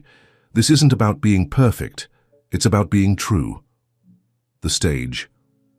Manager signaled that it was time. As Thomas wheeled into position, the audience fell silent. The spotlight found him warm and gentle, while the large screen behind him remained dark, waiting for its moment. "Ladies and gentlemen," the announcer's voice filled the hall. "Our final performer tonight is a young man whose journey reminds us that music transcends all boundaries. Playing an original composition titled Conversations with My Mother, Thomas Parker." The silence in the auditorium was absolute, as Thomas positioned his fingers on the guitar strings. He looked out at the audience, finding Sarah's encouraging smile, Grace's tearful pride, and there in the third row, his father's tense, unreadable expression. Taking a deep breath, Thomas began to play. The first notes of his mother's melody filled the space, clear and pure. Right on cue, the screen behind him illuminated, showing Elizabeth at her piano. As her recorded voice joined his guitar, gasps of recognition rippled through the audience. "My love for you is like the stars above, always there, even when hidden from view." Thomas's guitar wove around his mother's voice, supporting and enriching her melody. When they reached the bridge, the part he had composed to connect her verse to his, the music shifted subtly. Elizabeth's recording faded slightly, allowing Thomas's adaptation to emerge. And then, surprising everyone who hadn't been at the rehearsals, Thomas began to sing. His voice, clear and strong, carried his response to his mother's lyrics. "Your love found me through the darkest night, showed me how to spread my wings and fly. Though we never met, your song lives in me, teaching me to be who I'm meant to be." In the audience, Sarah clutched Jim's hand as tears streamed down her face. Grace and Robert held each other, watching their grandson bridge the gap between past and present through music. Carlos and Maria, sitting with their school friends, beamed with pride. But it was Richard Parker's reaction that caught Sarah's attention. The usually stoic businessman was leaning forward in his seat, his hands gripping the armrests, his eyes fixed on the stage with an expression of dawning recognition. For perhaps the first time, he was seeing his son, really seeing him, not as a disappointment or an obligation, but as a person in his own right. On stage, Thomas had reached the final movement of the piece. His mother's recording returned, their voices and music intertwining in perfect harmony. The song spoke of love that transcended physical limitations, of hope that outlasted sorrow, of the unbreakable bond between a mother who had loved unconditionally and a son who had found his way back to that love through music. As the final notes faded, there was a moment of complete silence. Thomas sat in his wheelchair, guitar across his lap, his mother's image still glowing on the screen behind him. Then, like a wave breaking, the audience erupted in thunderous applause. People rose to their feet, many wiping tears from their eyes. Carlos and Maria started chanting, "Thomas, Thomas," and soon the entire audience joined in. But Thomas wasn't looking at the standing ovation. His eyes were fixed on his father, who had risen with everyone else. Richard Parker's face was streaked with tears, his usual mask of control completely gone. Miss Foster appeared at Thomas's side, gesturing for him to take another bow. As he did, the screen behind him shifted to show a montage, Elizabeth playing her original song, Thomas learning guitar with Sarah, rehearsal footage, all building to this moment. The audience's applause grew even louder. Flowers began appearing on stage, roses, lilies, and there in the center, a bouquet of blue roses identical to the ones in the photograph his father had sent. Thomas looked out at the sea of faces, all celebrating not just his music, but his journey from silence to song. In that moment, under the warm spotlight with his mother's voice still echoing in his heart, Thomas realized something profound. He had done more than just perform a piece of music. He had shown the world that different wasn't less, that challenges could become opportunities, and that love, in all its forms, was the most powerful music of all. The green room buzzed with excitement after the performance. Well-wishers crowded around Thomas, offering congratulations and sharing how deeply his music had touched them. The girl with prosthetic arms who had played violin earlier gave him a warm hug, whispering, "You showed them. You showed them all." Sarah managed the flow of visitors with gentle efficiency, making sure Thomas wasn't overwhelmed. Grace and Robert stood nearby, greeting people who had known Elizabeth and sharing stories of their daughter's musical legacy. Jim supervised the group of enthusiastic classmates who had come backstage, while Carlos and Maria appointed themselves unofficial guardians of Papa Joe's guitar. "Thomas," Miss Foster appeared in the doorway. "There's someone else who would like to speak with you. Only if you're ready." The room grew quiet as Richard Parker entered. He looked different somehow, less imposing, more human. The designer suit couldn't hide the fact that his hands were shaking slightly. "Could we have a moment?" he asked, his voice rougher than usual. Just my son and me?" Sarah looked at Thomas questioningly. At his nod, she began ushering people out, though she remained within earshot, protective as always. Father and son regarded each other in silence for a long moment. Thomas still sat in his wheelchair, Papa Joe's guitar across his lap like a shield. Richard Parker stood awkwardly, all his usual corporate confidence stripped away. "I didn't know," Richard finally said, his voice barely above a whisper, "about Elizabeth's song, about how much music meant to her, to you." "There's a lot you didn't know," Thomas replied quietly, "because you never tried to learn." Richard flinched at the truth in those words. "No, I didn't. I was so focused on what I thought you should be that I never saw who you actually are." He gestured to the guitar. You play beautifully. Your mother would have loved it." "I know she would have," Thomas said, "because she loved me before she even knew me. Her song taught me that." Richard sank into a nearby chair, seeming to age years in moments. "I failed her, and I failed you. When we lost her, I couldn't face the fact that our son would face challenges. She would have known how to handle it. She would have seen the gift in you that everyone saw tonight." "The Martinez family saw it," Thomas said. "They didn't try to fix me or change. They just helped me find my own way." "Yes, they did." Richard straightened slightly. "The judge was right to grant them custody. They've given you what I couldn't: acceptance, understanding, love." Thomas studied his father's face, seeing, past the familiar features to the pain and regret beneath. "You could still be part of my life," he said slowly. "Not as someone who wants to change me, but as someone who wants to know me. The real me." "I'd like that," Richard whispered. "If you'll give me the chance, I'd like to learn about music, about what makes you happy. I can't undo what I did, but maybe I can learn to be better." Before Thomas could respond, there was a gentle knock at the door. Dave, the sound engineer, poked his head in. "Sorry to interrupt, but we've got something for Thomas." Entered carrying a professional recording setup. "We captured tonight's performance perfectly. Would you like to hear a playback?" Thomas looked at his father. "Would you like to stay, really listen this time?" Richard nodded, wiping moisture from his eyes. As Dave set up the equipment, Sarah and the others quietly returned, arranging themselves around the room. When the music began playing, Thomas watched his father close his eyes, really hearing Elizabeth's voice, really listening to the conversation between mother and son that the song represented. As the recording played, Thomas felt Sarah's hand on his shoulder, saw Grace and Robert holding each other, noticed Carlos and Maria swaying slightly to the melody.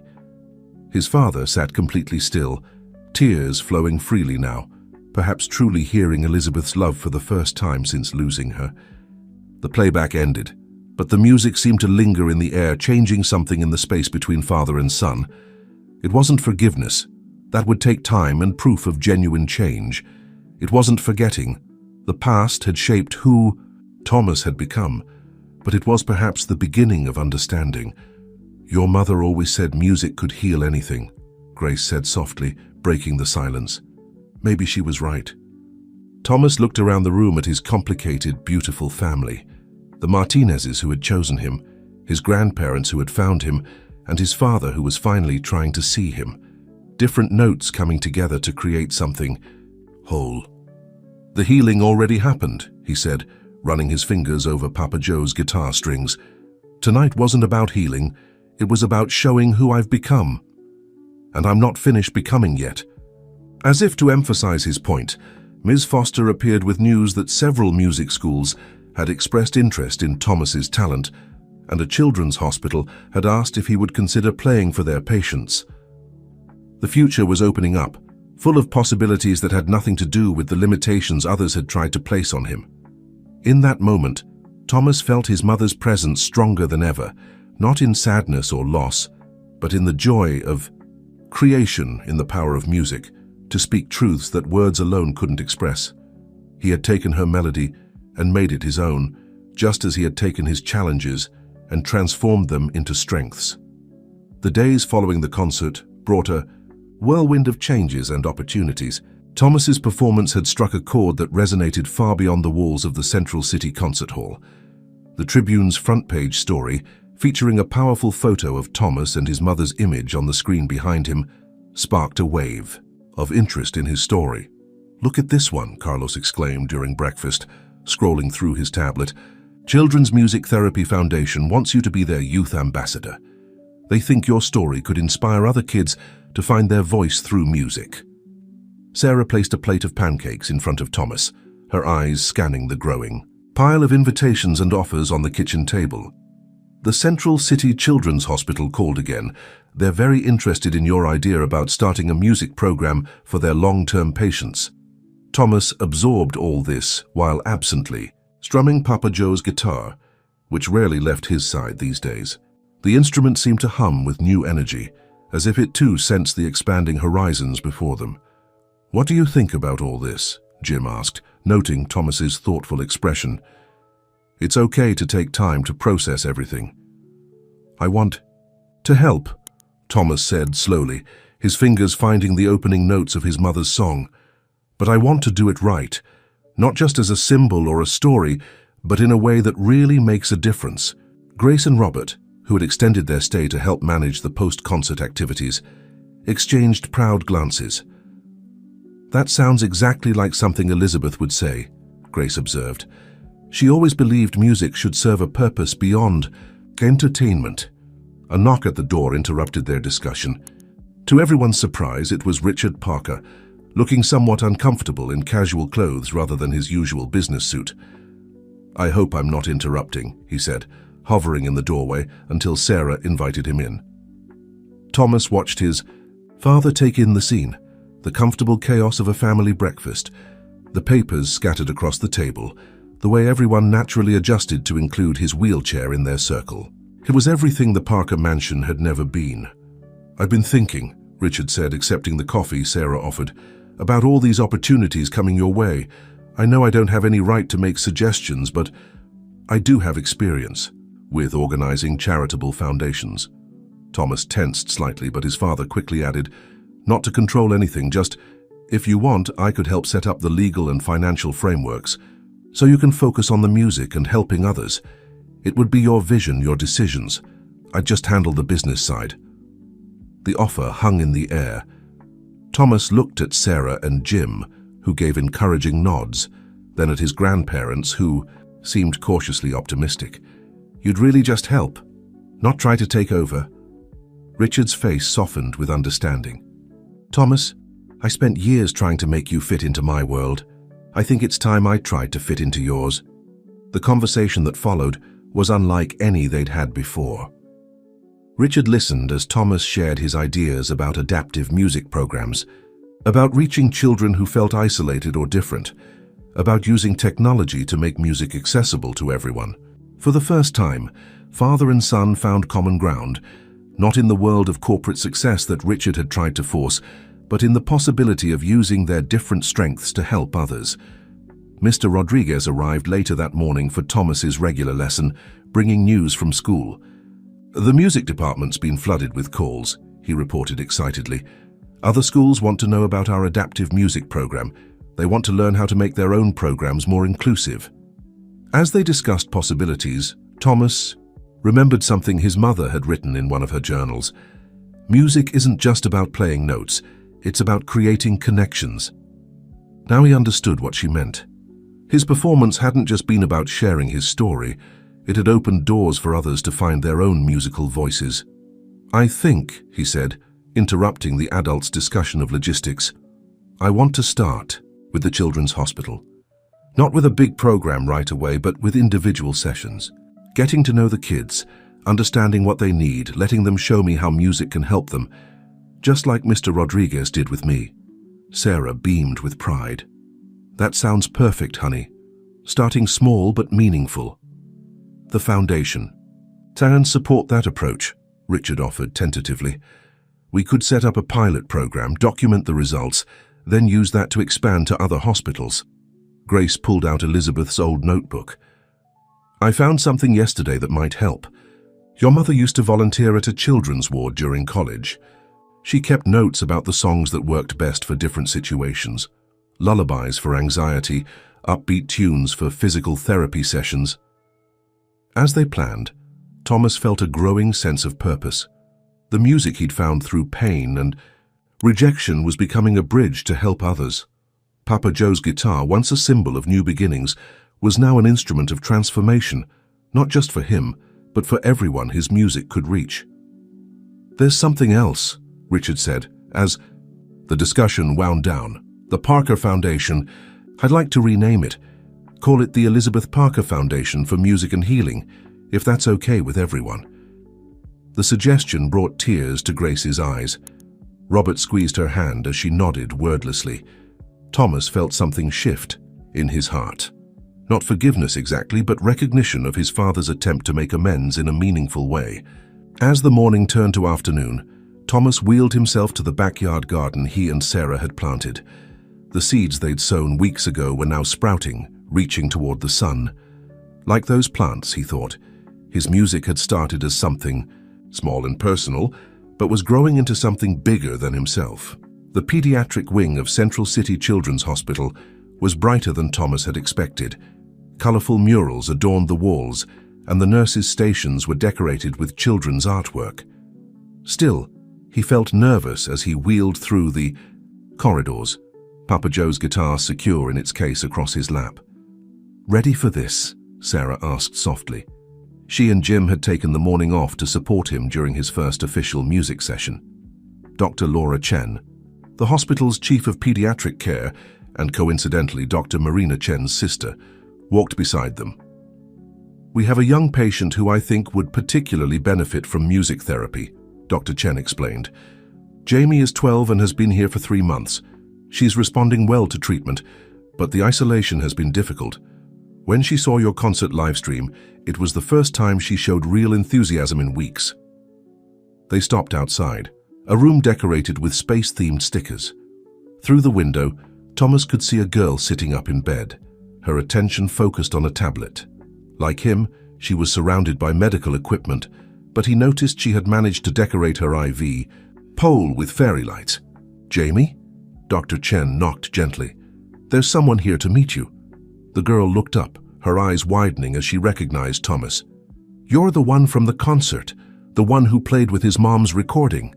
Thomas wheeled into the room, smiling. "That's me. I heard you're interested in music too." Jamie nodded enthusiastically. "I used to play piano before."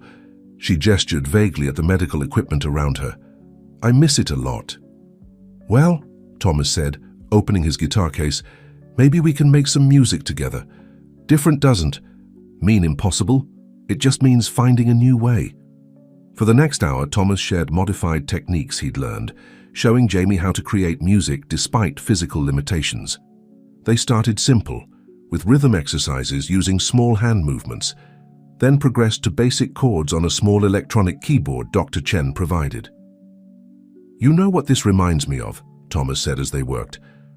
"My mother's journal entries about her hospital volunteering. She wrote that sometimes the best music comes from working with what you have, not wishing for what you don't." Jamie's face lit up. "My mom says something similar. She says it's not about being perfect, it's about being present." She paused, then added shyly, Could you play your song? The one from the concert?" Thomas positioned Papa Joe's guitar. As he played, other young patients began appearing in the doorway, drawn by the music. Parents and staff gathered too, watching as the simple hospital room transformed into an impromptu concert hall.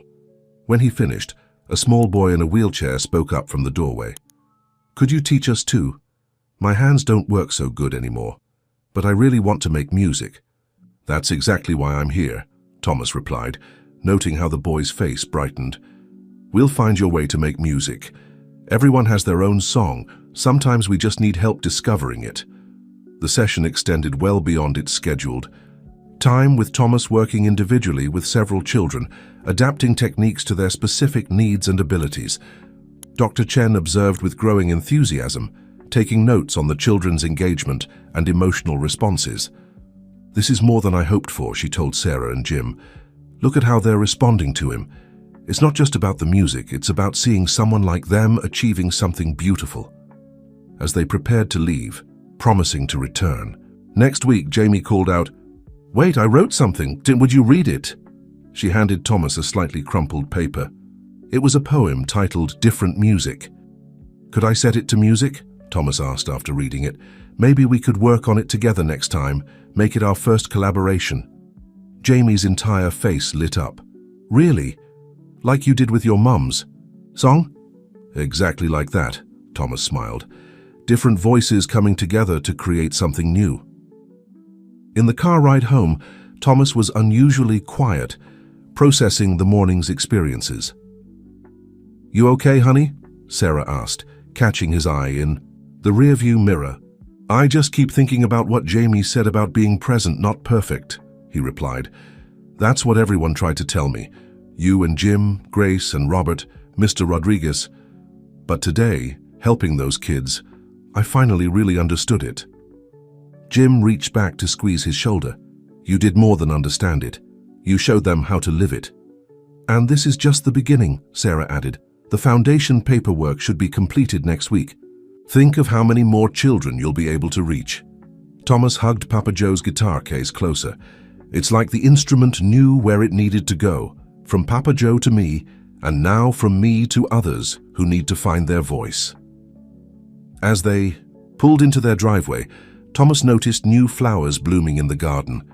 Blue roses like the ones his mother had loved, planted by Grace before she and Robert returned home. Life was like that garden now, he realized. New growth emerging from what had been planted before, creating beauty in unexpected ways.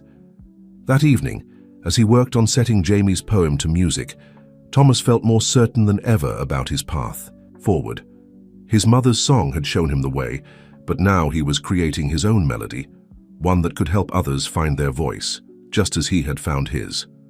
6 months after the concert, the Elizabeth Parker Foundation for Music and Healing had grown beyond anyone's expectations. The pilot program at Central City Children's Hospital had expanded to 3 other hospitals, and requests were coming in from across the country.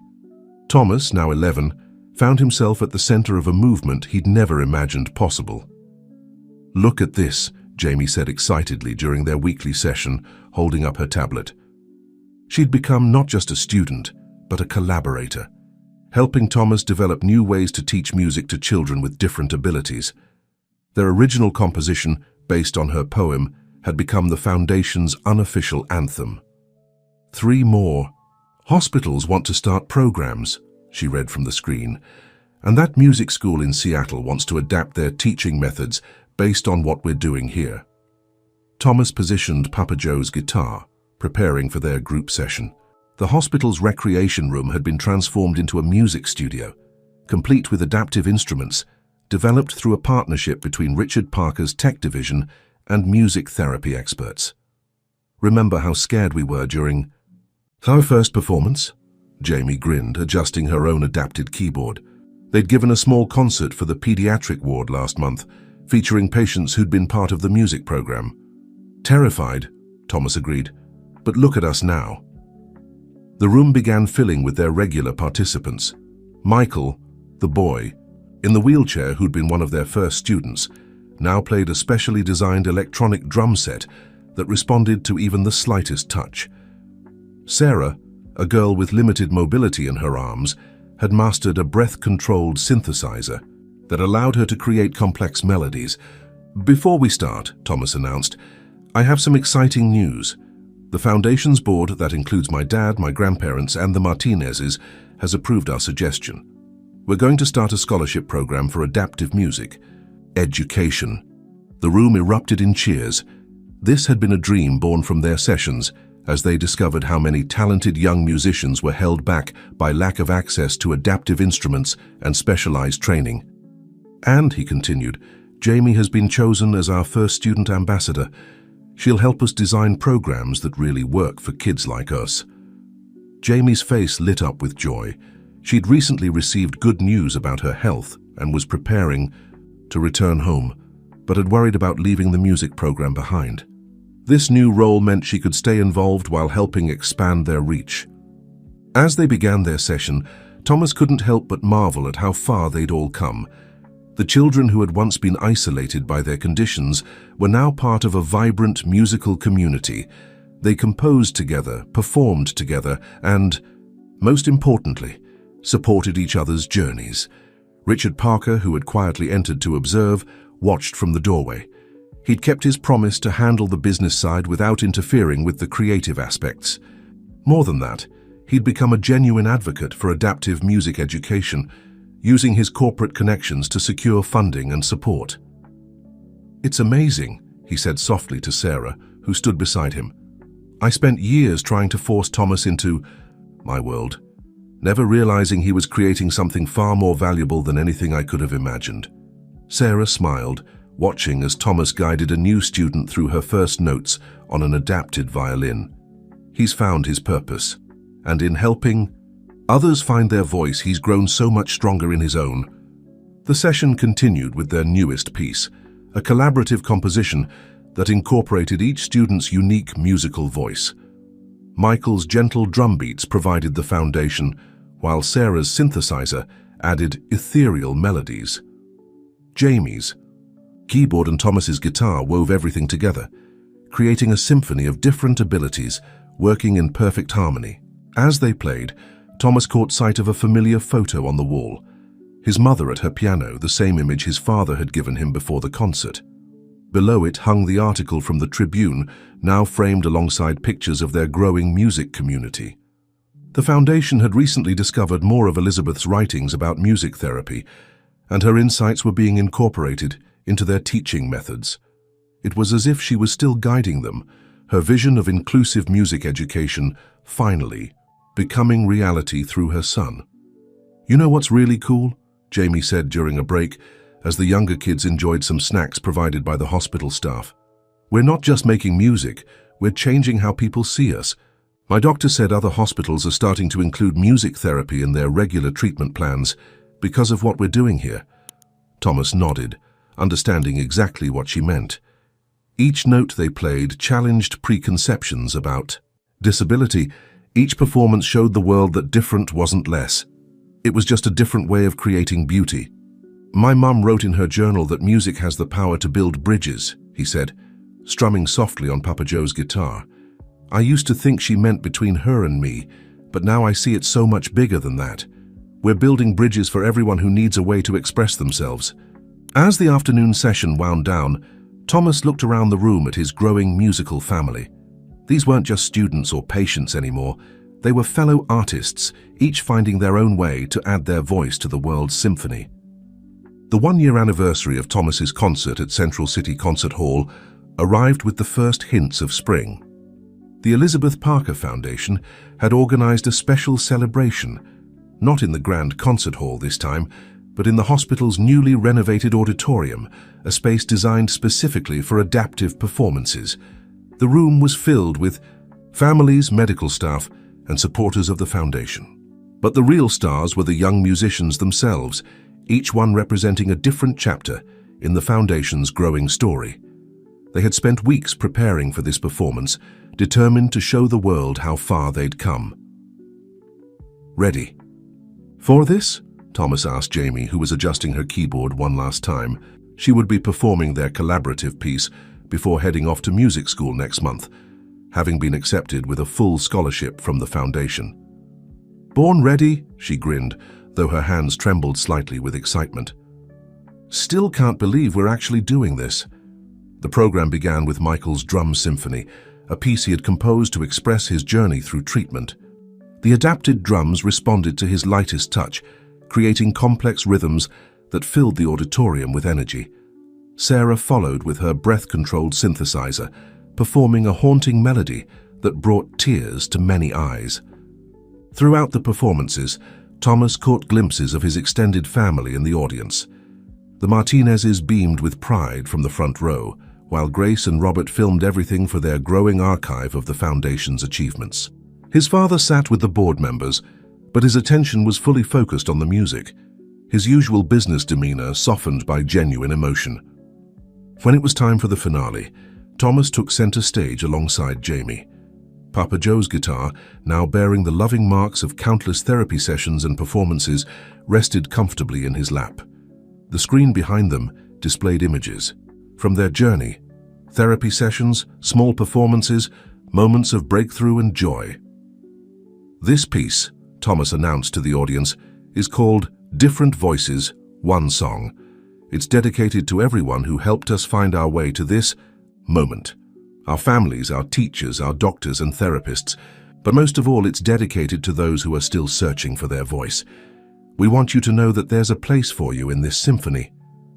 The music began softly, with Jamie's keyboard introducing the theme they'd developed from her original poem.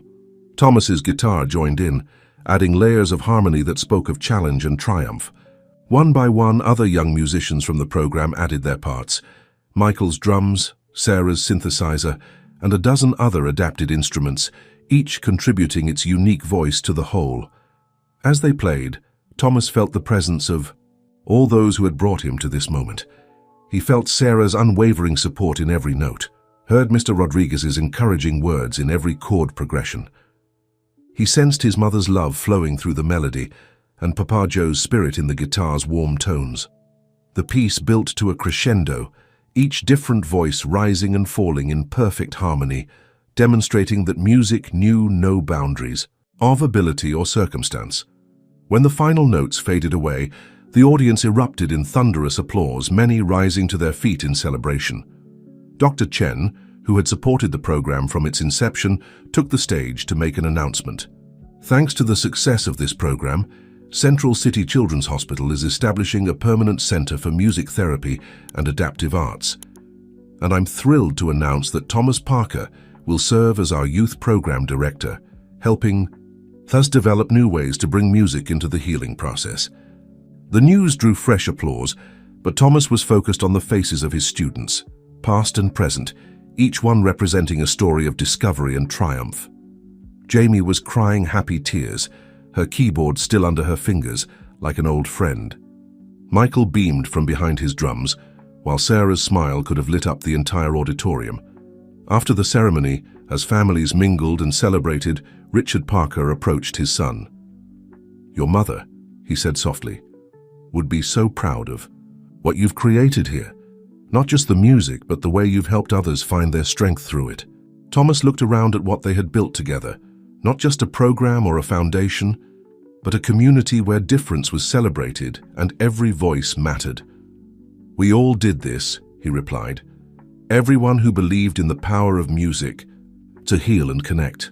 Sarah joined them carrying a surprise, a beautifully bound book containing letters from children and families whose lives had been touched by the program. "Your story inspired all of this," she said, handing Thomas the book.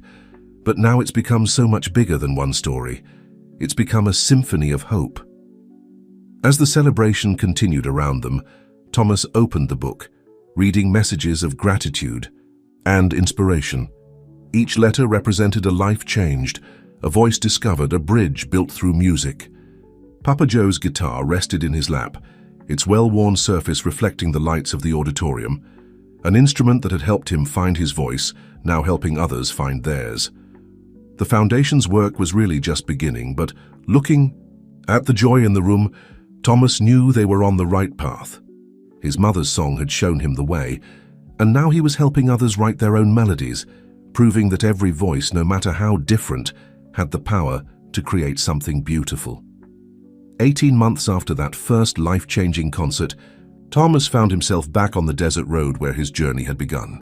The location, once a symbol of abandonment, was now transformed. A modern building stood proudly against the desert backdrop, the Elizabeth Parker Center for Adaptive Music and Arts, the Foundation's first dedicated facility.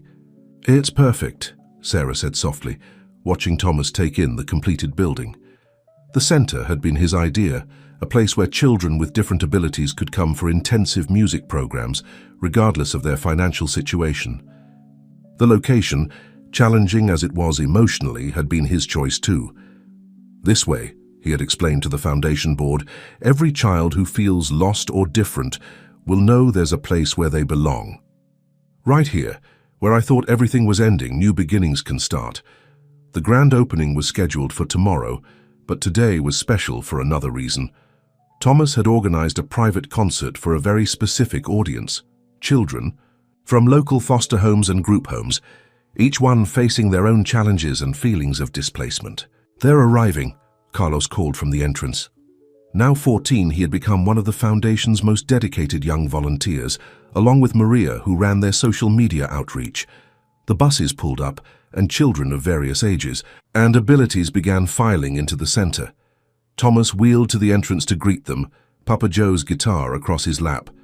The instrument, though still his most treasured possession, now bore the loving marks of hundreds of therapy sessions and performances.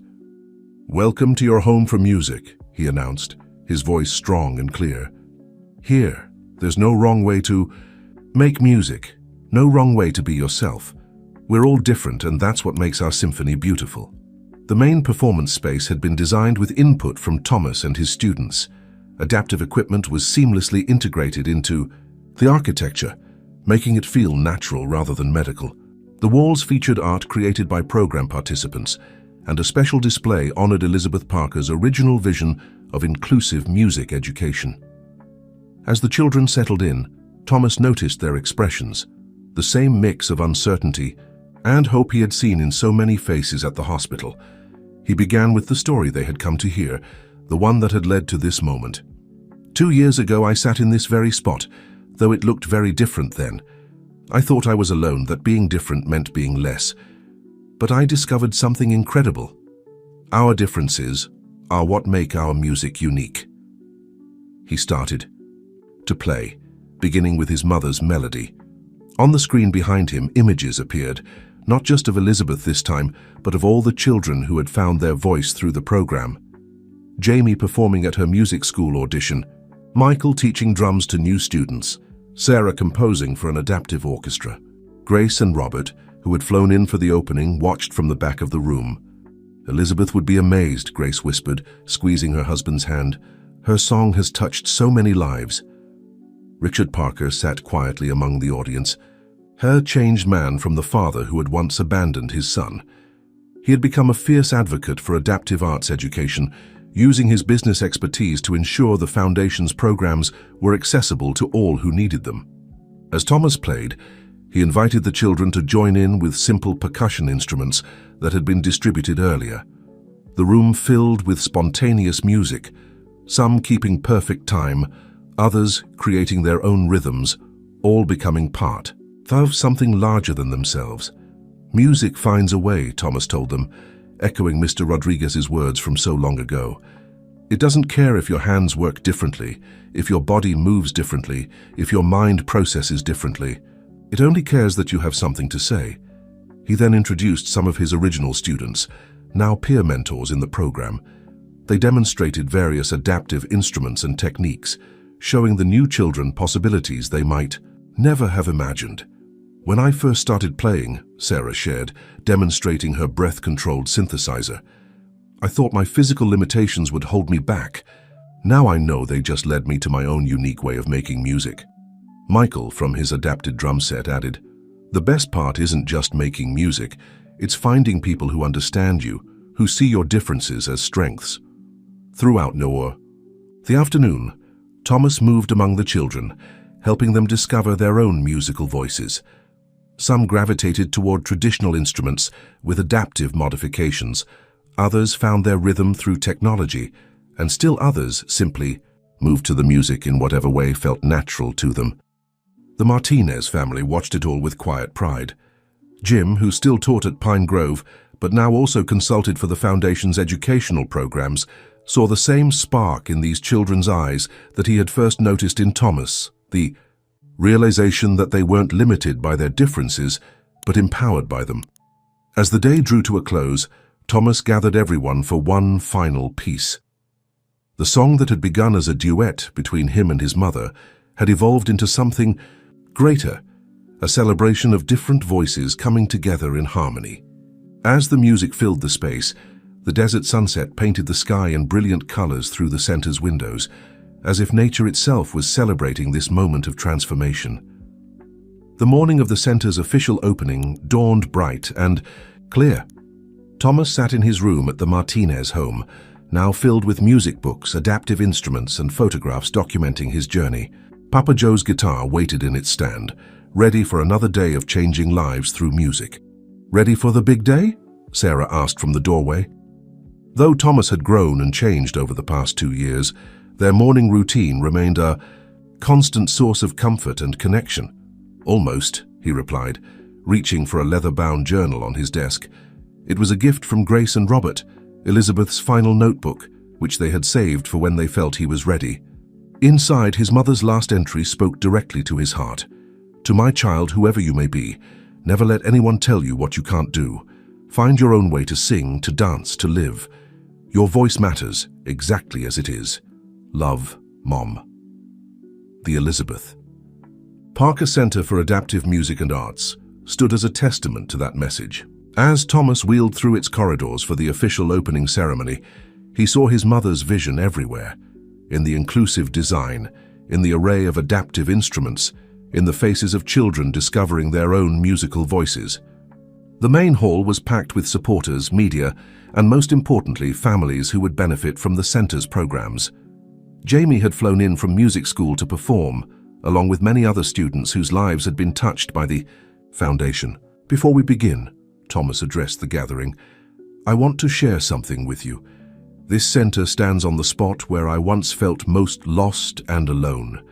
But that moment of abandonment led me to discover something incredible, that our greatest challenges can become our greatest gifts." He gestured to the families around him. "Every child who comes here will know they're not alone. They'll find not just music, but understanding, acceptance, and the freedom to be exactly who they are." The ceremony unfolded like a symphony itself. Students from the program performed pieces they had composed, each demonstration showing the endless possibilities of adaptive music.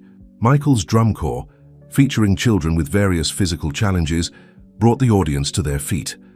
Sarah's adaptive orchestra showed how technology and tradition could blend seamlessly. Richard Parker's speech surprised everyone with its emotional depth.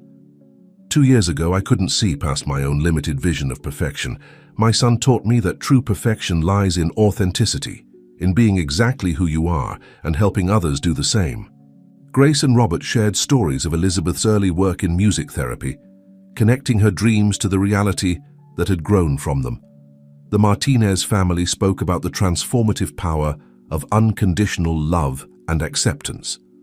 As the ceremony concluded, Thomas prepared for the final performance.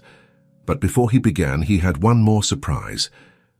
"When I first started this journey, I thought I was just finding my own voice. But what I discovered was something much more powerful, the ability to help others find theirs." At his signal, the back doors opened, and children from all of their programs across the country began filing in.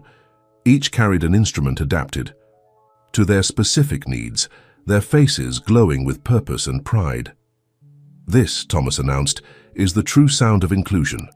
The harmony of different voices, different abilities, different stories all coming together to create something beautiful."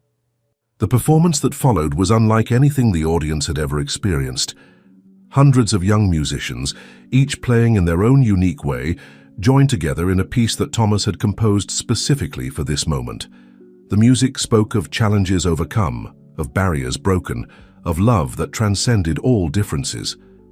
As the final notes faded, Thomas looked out at the gathering, his two families now unified in purpose, his father who had learned to see with new eyes, his students who had become teachers in their own right, and all the children who would find their voices in this place. Papa Joe's guitar, which had started him on this journey, gleamed under the lights. Like Thomas himself, it had been transformed by love and purpose, its music touching lives in ways that once seemed impossible. "This center," he concluded, "is more than a building. It's a promise to every child who feels different or alone, a promise that their voice matters, that their song deserves to be heard, that their differences make our world more beautiful." As the audience rose in a standing ovation, Thomas felt his mother's presence stronger than ever.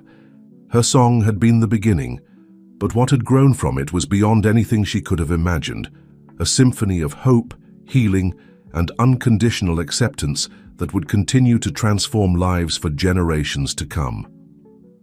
The desert wind outside carried the sound of music through the open windows, out across the landscape, where a scared, abandoned boy had once sat alone.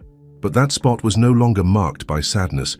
Instead, it had become a beacon of hope, a place where different voices came together to create something extraordinary, proving that sometimes the most beautiful music comes from the places where we feel most broken.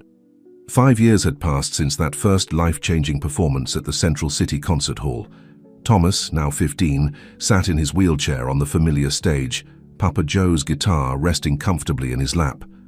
The auditorium was filled with a new generation of young musicians, all gathered for the Foundation's annual celebration.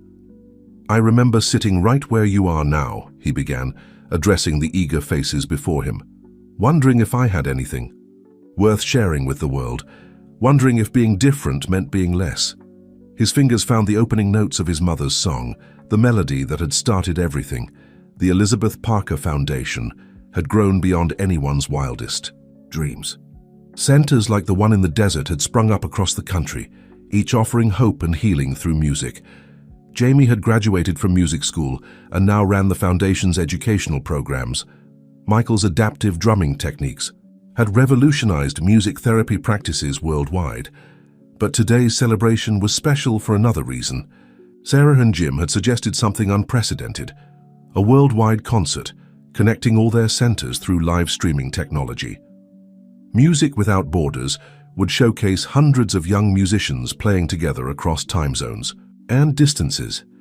"When I first started playing this guitar," Thomas continued, running his hand along Papa Joe's instrument's worn surface, "I thought I was just finding my own voice, but what I discovered was that every voice matters, every story deserves to be heard, and every difference adds something unique to the world's symphony."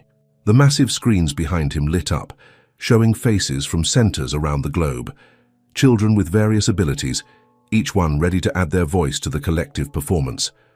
Richard Parker's tech division had developed new, adaptive instruments that allowed musicians to play together despite physical distances or differences. "Today," Thomas announced, "we're going to perform a new piece. It's called The World Symphony, and it includes elements from every culture, every tradition, and every way of making music. Because that's what we've learned, that music doesn't discriminate. It only asks that we open our hearts and listen." Grace and Robert, their hair now silver, but their eyes still bright with pride, sat in the front row. Beside them, the Martinez family beamed. Sarah and Jim, Carlos now in college studying music education, and Maria pursuing a degree in adaptive technology design. Richard Parker sat with the Foundation's board, but his attention wasn't on administrative matters. He watched his son with quiet amazement, seeing not the child he had once rejected, but the young man who had transformed that rejection into a force for positive change. As Thomas began to play, other instruments joined in from screens around the world. Traditional instruments modified for different abilities merged with cutting-edge adaptive technology. A young girl in Tokyo played a breath-controlled synthesizer, while a boy in London used eye-tracking software to conduct his section of the orchestra. The music they created together transcended language, culture, and physical limitations. It spoke of triumph over adversity, of finding strength in difference, of the power of unconditional love to heal and transform. Mr. Rodriguez, who still taught at Pine Grove, but now also trained music teachers worldwide in adaptive techniques, watched from the wings. The scared boy who had first wheeled into his music room had become a beacon of hope for others, proving that music could build bridges across any divide. Jamie appeared on screen from the Desert Center, leading her own group of young musicians. The poem that had once expressed her isolation had become an anthem of inclusion, sung in multiple languages across their global network.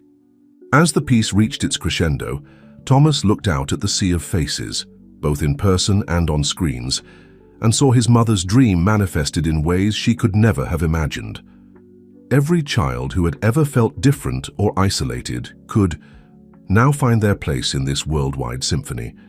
The performance ended with a moment of perfect harmony, hundreds of different voices, instruments, and abilities coming together in a final, triumphant chord. The applause that followed wasn't just in the concert hall, it echoed from centers around the world, a global celebration of music's power to unite and heal. After the performance, as families mingled and celebrated, Thomas wheeled to the edge of the stage where it had all begun. Sarah joined him, placing a gentle hand on his shoulder. "What are you thinking about?" she asked, recognizing his reflective mood. Thomas smiled, his fingers absently strumming Papa Joe's guitar.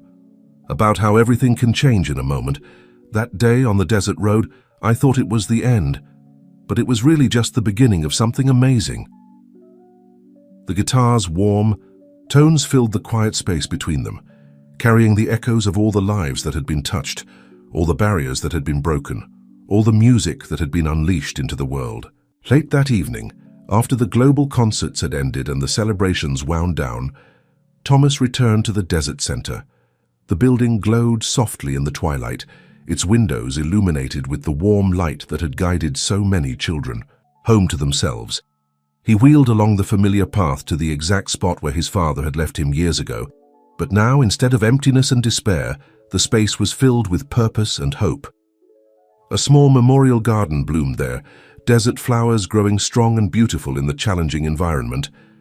"I thought I might find you here," came his father's voice.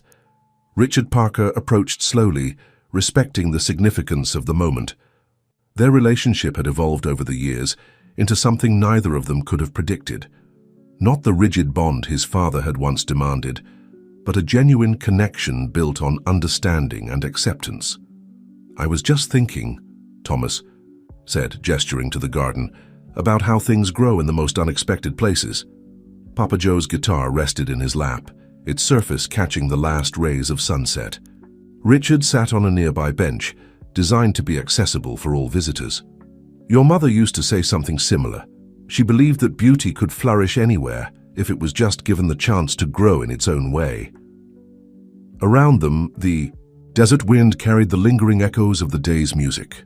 The center would welcome a new group of students tomorrow, each one carrying their own stories of challenge and hope. The Elizabeth Parker Foundation had become more than a music therapy program. It was a movement, changing how the world saw ability and difference. Thomas began to play softly, his mother's melody merging with the desert sounds. As the music filled the air, he reflected on how far they had all come. The Martinez family had shown him what unconditional love looked like. Grace and Robert had connected him to his mother's legacy.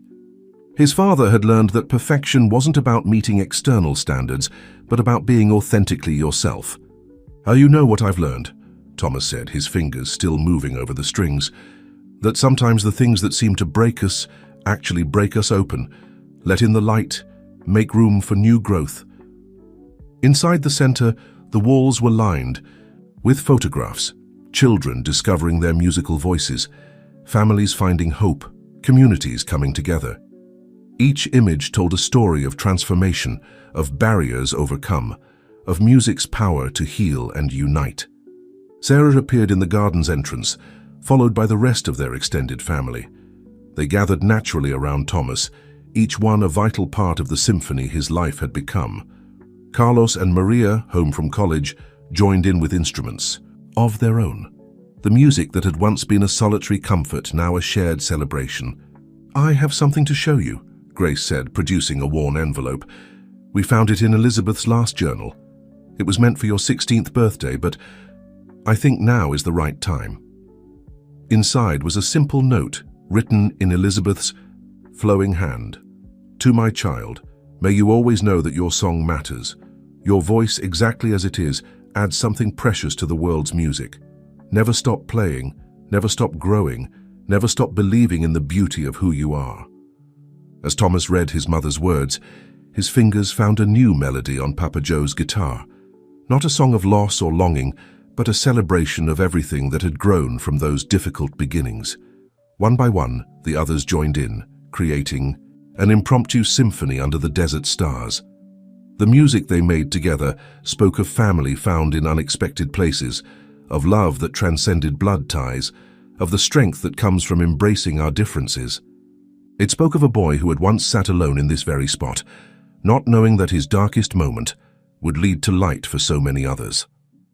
As the final notes faded into the desert night, Thomas looked at the faces around him. His two families, now woven into one tapestry, their differences creating a richer, more beautiful pattern than uniformity ever could. Papa Joe's guitar, which had started as a stranger's legacy, had become a bridge between past and future, between loss and hope, between silence and song. The Elizabeth Parker Center stood behind them, ready to welcome tomorrow's dreamers and musicians. Inside its walls, children would continue to discover their voices, prove that different didn't mean less, and add their unique notes to the world's endless symphony. And Thomas, who had once been told he didn't fit the Parker name, had created a legacy far greater than mere family reputation.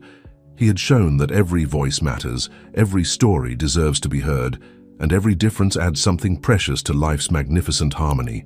The desert wind carried their music out across the landscape, a reminder that even in the most unlikely places, with love, acceptance, and the courage to be yourself, something beautiful can grow. The song that had begun with a mother's love for her unborn child had blossomed into a worldwide symphony of hope, healing, and the endless possibilities that arise when we dare to embrace our authentic selves.